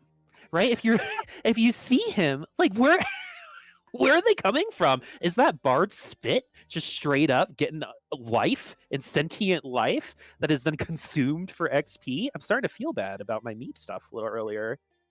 You know, I don't really know. I'm not that versed into Bard lore. I honestly, for this moment, wish that I was. I'm under the impression that they're like some sort of creatures that Bard just has a connection with and can summon, and they help him, and they're not coming from his saliva, but I honestly don't know.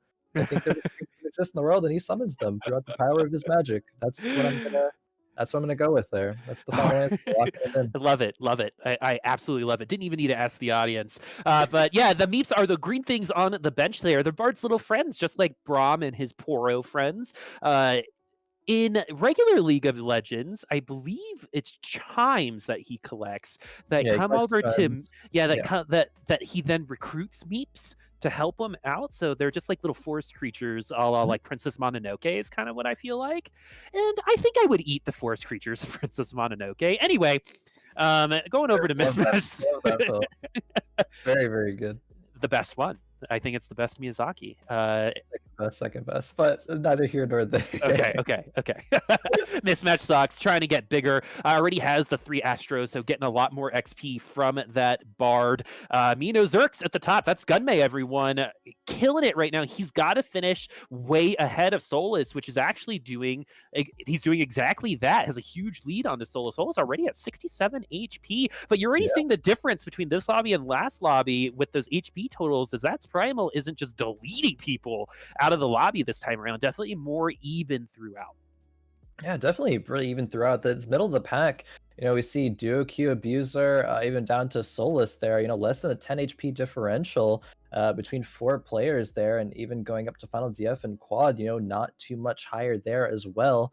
thatsPRIMAL, once again, Cybernetics, but this time on a loss streak, and a pretty large loss streak at that. I wonder if Primal's, you know, biting off a bit more than he could chew here on this cybernetic train. Is he investing a bit too much into that? I don't know, but you know what else you can bite off? I'm just kidding. It's meeps. It's me. But thatsPRIMAL now sitting at last place. You know, honestly, he could get last and I still think get second. I think is the potential lowest I think he can get, but he's solidified in that Yeah. top 3. It's about bragging rights at this time. So if he finishes ahead of Duo Q Abuser, he will finish in first place.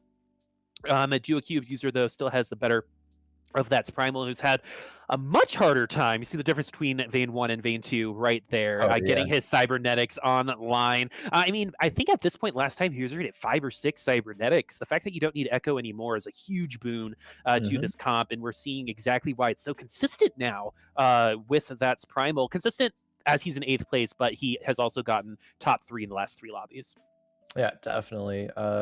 Yeah, top 2 even last 3 lobbies. Is thatsPRIMAL. I think there is a world where thatsPRIMAL, he can't get below 3rd, but I think there's a world where he can go 3rd if Solus gets 1st place thatsPRIMAL gets 8th, and DuoQ Abuser gets like top 4, or even top 5, then yeah, that math does work out. And a We will math. see thatsPRIMAL My strong return. suit. Sometimes I try to come up with like math and like statistics. I'm like, I probably shouldn't, but I want to do it anyway. I just want to be right about these things. I want to just know and inform the audience about it too, because I think this is very interesting, kind of like, I don't know, storyline here, and the fact that thatsPRIMAL, while he has played so well, he can still, you know, if he places poorly here, there are players that are right on his tail and can place higher than him. 2 players that can place higher than him. He's rolling it down, level 7 right now, finds the Irelia, needs 1 more to get Irelia 2. Oh, there it is. Yeah. He's trying to put in 6 cybers. There he does. Makes it. He's good at the cyber, my friends.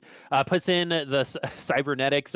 Darius comes, stays on the bench. Maybe wants to make some friends. Might sell him a little bit later to get to that interest. Late Zephyr on the Lucian. At this point, it doesn't seem like he really cares about winning or losing these rounds. He's already on an 8-game lose streak. He's going to make more money by losing. So it's probably better if he does. He really needs to find his other veins. He doesn't have the cheat codes that are Nico's help at the beginning of the game, and he's sitting at 39 HP before even the carousel before our crafters. That's not a good spot for him to be in. At least he's already got a ton of points to finish in the top 3, but he wants to win this whole thing outright because he's been playing so very well. But unfortunately for him, DuoQ Abuser also playing maybe just as well, just 1 finish a little bit lower than thatsPRIMAL. These have definitely been our top 2 players in this lobby and potentially might finish that way. But Gunmay trying his best to finish ahead of Soulless and get back into that top 3. Yeah, doing really, really well thus far, still at 92 HP. Soulless on, the opposite end of the lobby here in terms of HP is on 52 and on a couple loss streak as well. Going to be going up against Socks. Both players having some snipers. I mean, I guess just 1 sniper actually for Soulless with that Teemo. Can the 1 Teemo carry? This is right there. Nope.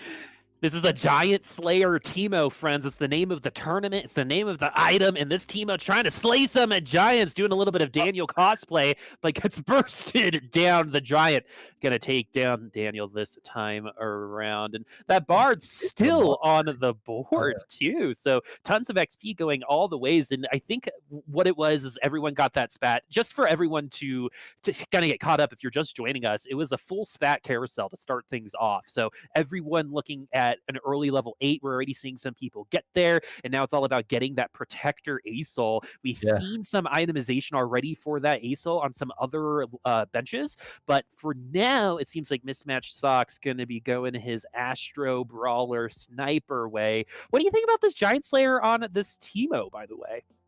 I mean, his shrooms deal true damage. I like the Giant Slayer change a lot, and it's going to be viable on not just AD users anymore. It is viable on units like Teemo. I don't think it's like the best item, but it's not going to be terrible. Teemo, unfortunately, getting Zephyred here, but he's still going to start doing a lot of work right now. Gnar goes off in the front line for Socks there. I think Primal here is going to take another loss, maybe. I think Teemo's got this. I think Teemo's got. Oh, but look at the tumble! Oh my goodness! This vein is next level, my friends. Only if that vein was on my team in real League of Legends, and I wasn't playing that vein, and I'm talking about me. But the moral of the story here is that Teemo Shrooms with I think that Hextech Gunblade really strong, an itemization that you never really would see, but a unit that benefits from AP and AD like that would get a little bit more value out of an item like Hextech Gunblade. That might get filed under the I swear it works column for me. Definitely some experimentation. I don't know if you're losing out on some other. Maybe the Teemo doesn't need to get healed, because if he needs to get healed, he's probably going to be dead anyway. But maybe gets some more mushrooms out. But Hextech Gunblade theory crafting is going to be over as we're here at lobby 4, carousel 4-4. This is where the team comps really get solidified. Right now, we're looking at DuoQ Abuser, who is running Pilots Sorks, and this is a comp that doesn't seem to be able to get into that top 1. But maybe things might change here for DuoQ Abuser. Mech Sorks, I believe it did win lobby number 1. With the GP edition. Oh yeah, I got it switched. I had the Cybernetics in my head. You're right. Apologies. Cybers won, yeah, one's game 2 and 3, but yeah, this is actually the comp that did take out the Cybers. With thatsPRIMAL in game number 1. See if Doku Abuser can do it again. I mean, 65 HP, pretty solid start to the lobby. I don't know if anyone's actually found the Aurelian Soul Protectors yet. I'm curious to see if Gunmay found it already. I'm not sure how many people are actually going for it, but I'd be curious to see. Everyone's just going to have one protector ace soul, and it's just going to make everything even. You know, it's the lion and the yin and yang. So it seems like we do have a couple ace souls on the board. We'll get those checked in just a second. But the top half of this lobby, starting to struggle now a little bit as Gunmay loses a 2 in a row. We'll see if Duo-Q Abuser is going to lose here. Yes, they do. Yep. So these lobbies might actually switch. This definitely is the closest lobby we've had all day. thatsPRIMAL sitting at 31 HP at the bottom. And at this point, the way that he's been playing, if he's able to get to those 6 Cybernetics, I don't really see him finishing in 8th place. It would be very odd based off of how well he's performed the rest of today. But unfortunately for Gunmay, Solus seems to be solidifying himself a little bit. He's sitting at the middle of the leaderboard, which is a fine place to be. But right now, everyone's looking up at finaldf and Gunmay. Final looking for some just bragging rights out of the running for that top 3, but it's good to see him there in the top 3. Yeah, definitely. And something I was so captivated by Quad's decision making here, what he's going to do, and he's fitting in 4 Protector, 4 Mystic, and a GP as well. This composition is going to be so insanely strong if all these units can be upgraded to tier 2. Like facing Socks here, there's no way Socks can win this round. I say that hesitantly, but no, yeah, there's no way Socks can win that round. As Quad's composition is just so nuts. Okay, Gunmay's going to 9 before rolling, and that's why he's taking these losses right now. He's sacrificing the HP that he maintained during the early mid game to go 9, have a higher chance to roll these Aurelians. To then, I would assume. There's no doubt about it. These various items are going to get transferred over. That's Warmogs and Protector, some of the best 2 in-slot items right now for that Aurelian Soul. Gunmay setting himself to be in a really good spot to win this lobby if he does roll that Aurelian Soul. Only needs, I think, the tier 1, too. Tier 2 would be great, but those items are so good. Even a Hextech Gunblade could potentially give him just a little bit extra time to drain a little bit of extra mana. Gets a Bloodthirster potentially for some of his auto attackers. We've got Zeke's potential as well, and another Zephyr. Zephyr gets, I think, more and more powerful as the game goes on. You're taking a unit off the battlefield for... There it is, folks. We're going to see that Darius get sold, and our resident Space Jam player must say goodbye to his Darius as we say hello to Aurelian Soul. Yeah, say hello indeed. Oh, man. He still has 40 gold to roll with as well. There's a second Aurelian Soul. What is this Thresh going over? Nothing. He really wants some Mystics right now. Mystics are going to be what's protecting Aurelian Soul from any magic damage. And that's Quad with the Protector Aurelian Soul there too. So we're seeing him. We're seeing him. The Urgot is going to eat that Jace, I believe, but this IE Warmogs, the Thieves Gloves, is going to be taken down because of a polymorph. These Protector Ace Souls doing so much damage, and look at how much damage even just that tier 1 Ace Soul is. 1, 2, 3, 4, 5, 6, 7, 8 units on the other side. Still took about 5 seconds to take down that Ace Soul, but the team around that Protector Ace Soul on the other side, a little bit better than what we're seeing from a Gunmay, who still needs to kind of even things out a little bit. Gunmay really need Mystics in for that fight to have a chance, because with the Gangplank, with the Ionic Spark and the enemy Aurelian Soul, it was just too much damage for the Aurelian Soul to manage there. It has a Soraka, so just needs either a Bard or what Mystic is not in my head right now. There's Karma. Okay, there's a Bard there too. So 4 Mystic is available if Gunmay does want it, and I believe that he would want it here. Yeah, unfortunately, Teemo Shrooms do true damage, so the Mystics not helping as much there. Sure. The Giant Slayer, though, on this Teemo is actually really, really interesting. Does get the Sniper buff, too, in the back line, so going to be doing some percent health, so even extra true damage there, as you're already seeing this Protector Aesol. It's rank 2 now.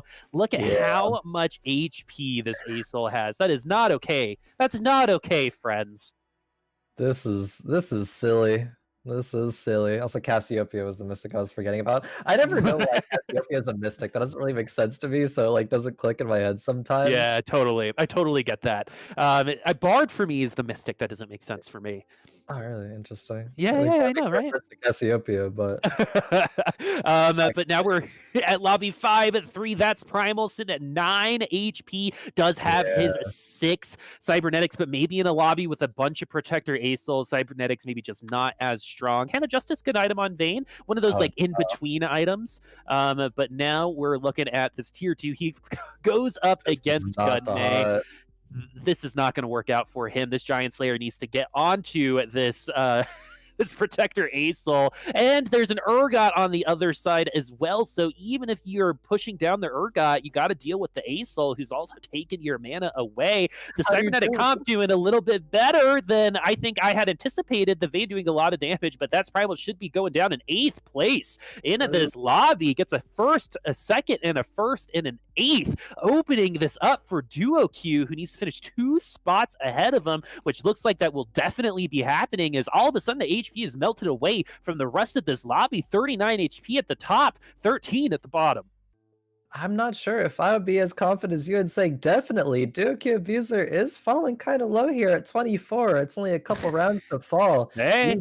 You may very well be right here, but these HP numbers on everybody is getting to be a bit low here. thatsPRIMAL, only 1 point. Started the day off so well in the first 3 games, but in 8th, in game number 4, it opens this up to a lot of possibilities right now. This is when things are getting crazy. I believe Duo Q Abuser, if he finishes in 5th or higher, will be finishing in 1st place. Gunmay needs to be 4th or higher in order to get that nice spot. And then for Gunmay, he needs to finish a couple spots ahead of Soulless in order to make that 3rd place and get invited back again next week. Man, huge game here for Soulless to 13 HP. If he gets eliminated, then it's going to be all Gunmay having control of his destiny here, because Soulless does allow him to get the opportunity to pass him. And we're going to see Soulless against Hygao, who's also had a little bit of a hard time here. Double Ludens. We haven't seen that in a while since Lucian back in set 2. As a bunch of, man, so many characters in the set flip around. We got Gnar, we got that. Oh, look at that Jace in the back line. Unfortunately, for a sliver of HP for everyone remaining in that black line, if he takes them down, this might be a little different. Soulless gets eliminated. I believe that's 7th place for him. So if Gunmay finishes, I think, in 3rd, he should be in 3rd himself. So that's definitely what we're going to be looking for as we get 5 people left in this lobby. Mismatchedsocks also falling in 3rd place, in 7th place. Oh my God, NA math, my friends, in 6th place. A lot of players falling very rapidly here. Hard to keep track. Duo Q Abuser is not in a good spot here. Did lose last round 7. And yeah, Duo Q Abuser does need top 4 in order to win for tonight, because only getting 5th would tie in points with thatsPRIMAL. thatsPRIMAL would win the tiebreaker based off of the amount of first places. As we look at Duo Q Abuser. Look at this Zed, though, stealing all of that attack damage from this Mech. The Mech is popped, but there's only a Riven and a Dream, my friends. The Quicksilver might be enough, though, to at least take a little bit of damage out, but this Riven is flipping, is a flopping, and is a slashing. And finaldf will be taken down. Duo Q Abuser in 5th place, so that means thatsPRIMAL will be finishing in 1st place today. Sometimes, the 8th place just to make it a little bit more interesting for the rest of us, but Duo Q Abuser unable to solidify that 1st place spot by moving out of this lobby in 5th place. We do have our top 4. We've got Hygao, we've got Gunmay, finaldf, and Quad. This is a very different top 4 than we've seen. The only one that's really the same from our previous 3 lobbies is the one we're looking at right now, is Gunmay, who's been sitting in the middle of the pack so far. And it's so crazy how this specific lobby has opened up for Gunmay to potentially sneak into the top 3. This is a perfect scenario for him. It is very much the perfect scenario for him. Soulless, Duo Q Abuser, and Primal all bot foring this game. I don't think we've seen that in a very long time in Fight Night. The top 3 players all bottom foring in game number 4. It's a little bit wild, a little bit crazy, but this is the world that we are living in right now, and it's also a world where Gunmay has 5 Aurelian souls, denying Aurelians from everybody else, especially Quad here. And Quad's still win streaking though. I don't think we've seen Quad run into Gunmay in a while. We might need to see that matchup though now. And it looks like we are seeing. You ask and you shall receive, Khroen. 5 Acels. We got the Urgot on the bench as well. The Acels are going up against each other. Oh, the Acel is actually going to get eaten by the Urgot. Huge pick from that Urgot. That's a ton of damage that's not going to be available for Quad any longer. And now, oh, the Acel on the other side. Gunmay's Acel should be able to just knock this out of the park. No more casualties for him as Quad going to be taking a lot of damage this round. Down to 16 HP. Yeah, Hygao falls that round as well, as we have now our top 3. Quad levels to 9 and is going to roll something that's very interesting here. I haven't talked too much about finaldf. He's rolling for this Blade Master Rebel Hyper Roll composition, or at least reroll composition, and he's making it work here. He's 36 HP, tied for first place right now. I know we haven't talked about it too much, but this comp is looking real strong. We haven't talked about Blade Masters, I think, since the last set. Really, ever since the nightmare that was Nocturne in set 2. Yeah. And maybe some Shredder comps earlier, but the 6 Blade Master is something that we haven't seen. It would have been way too strong with some certain items on Kale if Kale was still in this game. But right now, 6 Blade Masters, 3 Rebels, 2 Chronos to even increase that attack speed. But how does it do against the Acel? Pretty good, my friends, as this Yasuo unfortunately doesn't focus down that Acel. finaldf will fall, but I actually think if targeting is a little bit different, finaldf might actually pull the victory as Quad falls. So Gunmay, I believe, does sneak into the top 3 at this point. We'll get the final tally at the end, but man, what an emotional roller coaster this player has had over the last 2 weeks. This is crazy, but Gunmay making it into the top 3, yeah, beats out Solus, is going to be minimum at 25 points right now. Solus is at 23. Could even win this lobby. finaldf did find the Master Yi 3 though, but Gunmay has an Urgot 2 at this point. The Shroud is going to hit the Urgot. Gonna be a while before he gets that ultimate off. Aurelian Soul is doing Aurelian Soul things, but the Yi, oh no, the got pulled up. No, the Urgot died. The Yi doing a little bit too much damage. Did finaldf find the win condition for him? The Acel still alive, but no, the 6 Blade Masters seem to be a good counter to this Acel. That's not something I think either of us expected coming in here. Overcomes an Urgot 2, overcomes the Protector Acel 2. Master Yi tier 3 seems to be the unit of choice right now to counter that. That's not something I thought I would see, but look at even these HP bars. 20 HP, both players could not get closer than this. And at this point, it's kind of a coin flip. Because remember, those Blade Masters didn't focus the right people last time around and they lost. So I still think Gunmay can take the victory here. 1 fight, maybe 2 remaining. We will not be getting to that NPC round most likely. Ooh, what a thrilling lobby so far. Definitely take a look at these Blade Masters and remember this comp because it seems like it's a potential counter to this Protector Acel. A counter? Maybe you are exactly right there, but this composition is about as capped as it can be for finaldf right now. Gonna be putting that Zephyr on, and it's Zephyr's the Jarvan, not great there. Can the Urgot get killed off like it did last round, or is it going to kill things like this Yasuo? Oh, not the Yasuo, but it was the Yi. Yeah. finaldf gonna be falling here, but not 4 HP. Oh man, this has been so back and forth, Khroen. They're trading victories right now. And that's why we were saying earlier, this is potentially a coin flip. It's all about the positioning. It's all about if that Urgot is able to get an ult off before one of these Blade Masters is able to burst him down. The Shroud of Stillness has been able to neuter this Urgot just enough. But right now, finaldf's in at 4 HP. We might be able to get to the NPC round if finaldf does take the W in this round, and potentially both players sit at 4 HP for Shelly coming up. And now let's see if this Urgot is going to get that Shroud of Stillness in his face. Protect the Urgot. is no, but the Urgot is going to ult right away, and is going to be able to eat that. Yasuo is going to get that ult, but the Master Yi is going to burst him down right away. The Master Yi doing a ton of damage right now, but the Acel in the back line is in potentially the best place possible. Really great polymorph on to these tier 3 units, but is this Acel going to be enough? It looks like it could potentially be just that. This Master Yi will fall. The Shen falls, one more unit remaining, and it's actually going to be the Master Yi that time around. Yasuo fell a little bit earlier, and finaldf falls in at the end. Protector Acel is a little bit of a good unit, but those Blade Masters gave us a little bit of hope there at the end. We'll get you to those scores in just a second, but 4 lobbies, 4 really entertaining, almost 4 different ways of playing each one of those lobbies, but in the end, we ended up seeing Protector Acel carry over 3 tier 3 Blade Masters. Whew, thrilling stuff. What are some highlights for you?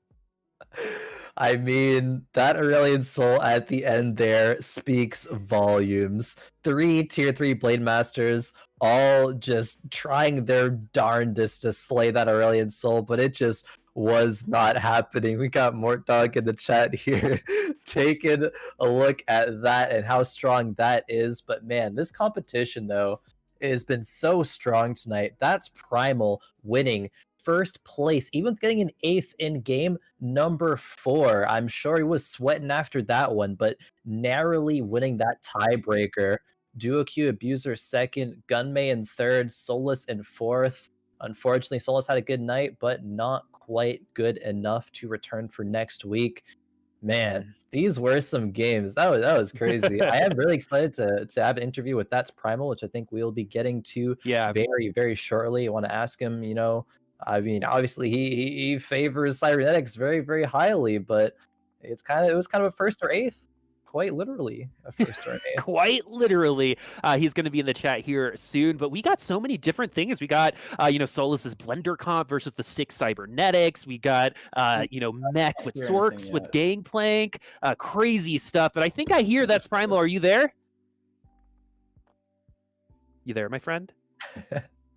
Maybe not. I think what he was saying is like, can't hear you guys yet or something, but we'll try to added, but I can't hear anything. Oh, we hear you. We hear you. Once we get that under control, something else I want to talk about. 6 Blade Masters, man. That almost worked out. That Master Yi burst down the Urgot a couple times, but the Acel was just in a bad position in terms of getting that aggro, was able to just kind of freely ult in the back line, and eventually just the power level was too high. Yeah, power level a little bit too high. I'm actually kind of surprised the 6 PM composition was able to take out the Aurelion Sol for even 1 round there. Kind of everything happened correctly to where it needed to there. The kind of the stars aligned in the galaxies, if you would, I suppose. But at the end of the day, Aurelion Sol just too powerful, man. But I mean, something that is really cool. 6 Blade Master, a comp that was not part of the meta as of yet. Of course, it's only been a couple of days on this patch, so meta is still going to be being tweaked, being reevaluated. Solus as well with his, what was it, only 2 synergies at max. Like 2 infiltrators, 2 battle casts, things like that. Yeah, I believe they're like 2 Star Guardians even. Yeah, there's a bunch of small synergies there, but it almost actually won. It almost end up winning the game there. It's something that players are taking their creativity, taking their ingenuity, and really making things happen. I love seeing that out of players, and I think it was a big part in making this lobby as close and as exciting to watch as it was. Well, and I think, at least for me, this might feel like a little bit on the lower end in terms of excitement for some of you. But I thought the coolest thing that we saw, and he can hear us now, thatsPRIMAL, if you want to talk about this too, is Nico's help early on the Vayne. That was sick. Crazy cool decision making. Walk us through what made you decide to do that in that lobby, because we were both saying it affected the entire lobby. The whole lobby didn't react correctly, and you won that pretty handily. Yeah, honestly, when I made that decision, I was like 50% sure it was a huge grief and I was throwing the game. But, yeah, I've been seeing Cybers a lot over the last 48 hours. I haven't played it enough to feel like an expert on it, but every time I saw people running Vayne, she felt super strong just from a combination of her safety and pretty high damage output when you put on snipers. So I figured Vayne is almost good, if not as good as Aurelia, actually. So it kind of felt like, okay, well, this is a unit, but I kind of consider 4 cost and level of power. So if I make an item on her right now, so I was able to make an IE and I upgrade her, I'm pretty sure I'll confidently win streak through stage 2 and 3. Yeah. And then later in the game, I mean, other people are going to be able to hit 5 costs and stuff, but I can accrue enough of a HP and gold advantage that it won't matter. So yeah, that was the rationale. But dude, at the time, I told my stream too. I was like, I'm pretty sure this is like me maybe throwing the game, but fuck it, let's try it. Yeah, no, I mean, it worked out so well. I believe you're like 73 HP, you know, at the later stages of the game, people are like 20 HP or something. So your rationale worked out exactly as you had planned. Did you come into today, you know, being like, you said you're not a Cybers expert. Did you come into today thinking that you're going to play all Cybers, or were you open to maybe playing other compositions if you got good starts for them? Yeah, I totally came in intending to just be flexible and just play strongest board and play off of whatever forecast I get. I think the thing with Cybers though is it's such a good like fallback comp now, because with the addition of Vayne, you can get 6 Cybers at level 6, which is kind of insane. Yeah. And you actually don't even really need Echo until very late in the game. And I think Echo's kind of a first place condition, but he's not a top 4 condition at all. So when generally speaking, if I don't have clear direction, I think Cybers is a really nice fallback, which I like personally because it encourages flexibility and it doesn't punish you for slamming a bunch of items later, because pretty much everything works in Cybers. Oh, but yeah, the plan was not to go Cybers. But I mean, you did, and it ends up working out, but just barely. One final question before I pass it on back to Boop. When you went 8th place in game number 4, what was going through your minds? Like, you knew that you probably needed a good position there to solidify yourself as first, but yeah, just walk us through that. Maybe roller coaster emotions for you. I don't know. What were you feeling? Yeah, I was riding pretty high after the 2-1-1. And then, dude, I don't know. I think my brain honestly just turned off, and I was just not super locked in for that last game. I thought I needed a top 4 to secure first, so I definitely was not like, oh, it doesn't matter, and I just want to win every game anyway. But I just sort of had trouble assembling like a strong enough board, honestly, through stage 2 and 3, and it started bleeding out. I think it started to fall apart where I usually like to pre-level to 5 at I think 2-4, whatever that stage is, right after the first carousel.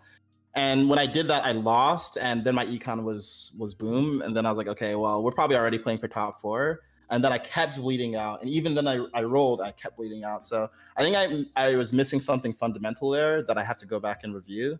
But I was like, dude, like my issue has always been I have extremes. Like, I'm a very momentum-based player. So I was like, okay, I'm glad this 8th hit me at the end, not the beginning. I'm pretty sure if I'd taken the 8th at the beginning, it would have been 8th the whole way through. So. Yeah, we might not be talking to you right now. Exactly. But you know, it's so funny. You actually remind me a lot of me, because I'm world famous in my circle of friends of killing it up until the very end. I'm like so good at tripping at the finish line, it's almost a talent. So I definitely feel you on that one. So just generally, now that we talk about the game a little bit, how do you feel about the set so far? It obviously is a little bit friendly to you outside of that last lobby. Vayne doing pretty good. Bard seems to be a little bit underwhelming. Just in general, how do you feel about the set if you were to give it like a little 1-paragraph review?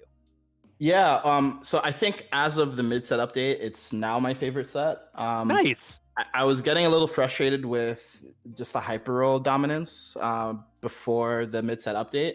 And I think the difference between this set and prior sets is that in prior sets, they had a different champion release cadence, right? So they had been introducing new champions in the pool and diluting the pool pretty much after like the first 2 weeks or so.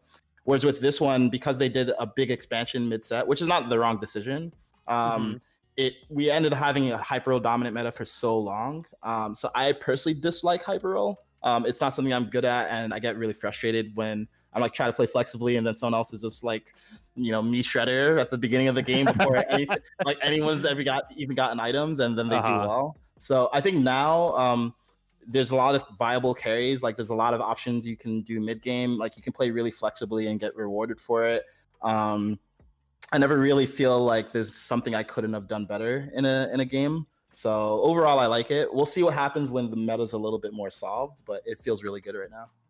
Yeah, definitely. I agree with a lot of those points there. But a question that I do have for you is obviously we don't see that many, one cost hyper roll compositions, but we did see at the end there that almost took the lobby was a Blade Master reroll compositions. Do you think that that comp is viable? Do you think that was a high roll scenario of it, or do you think that any other reroll compositions could be viable jumping into this mid set?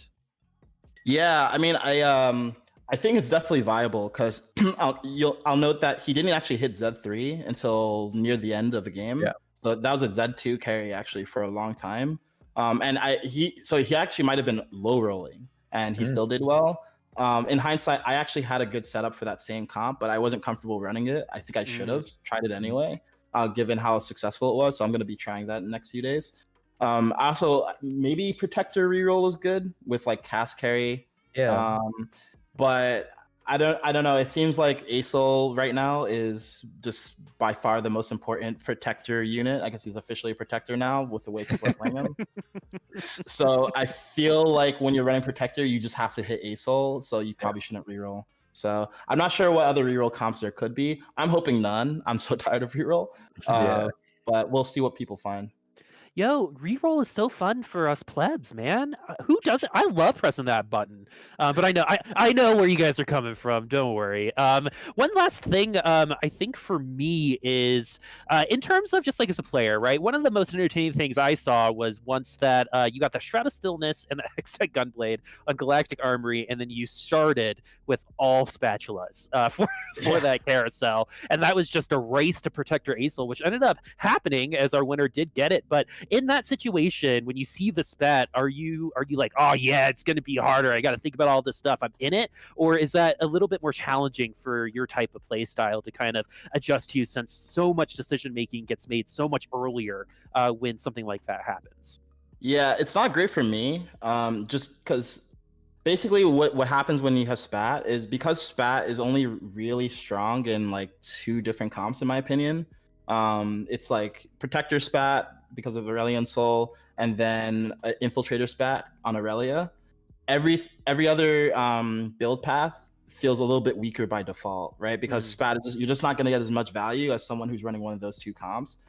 But the way I try to look at it is, okay, because I know that, my opponent knows that, they're probably going to be contesting super hard.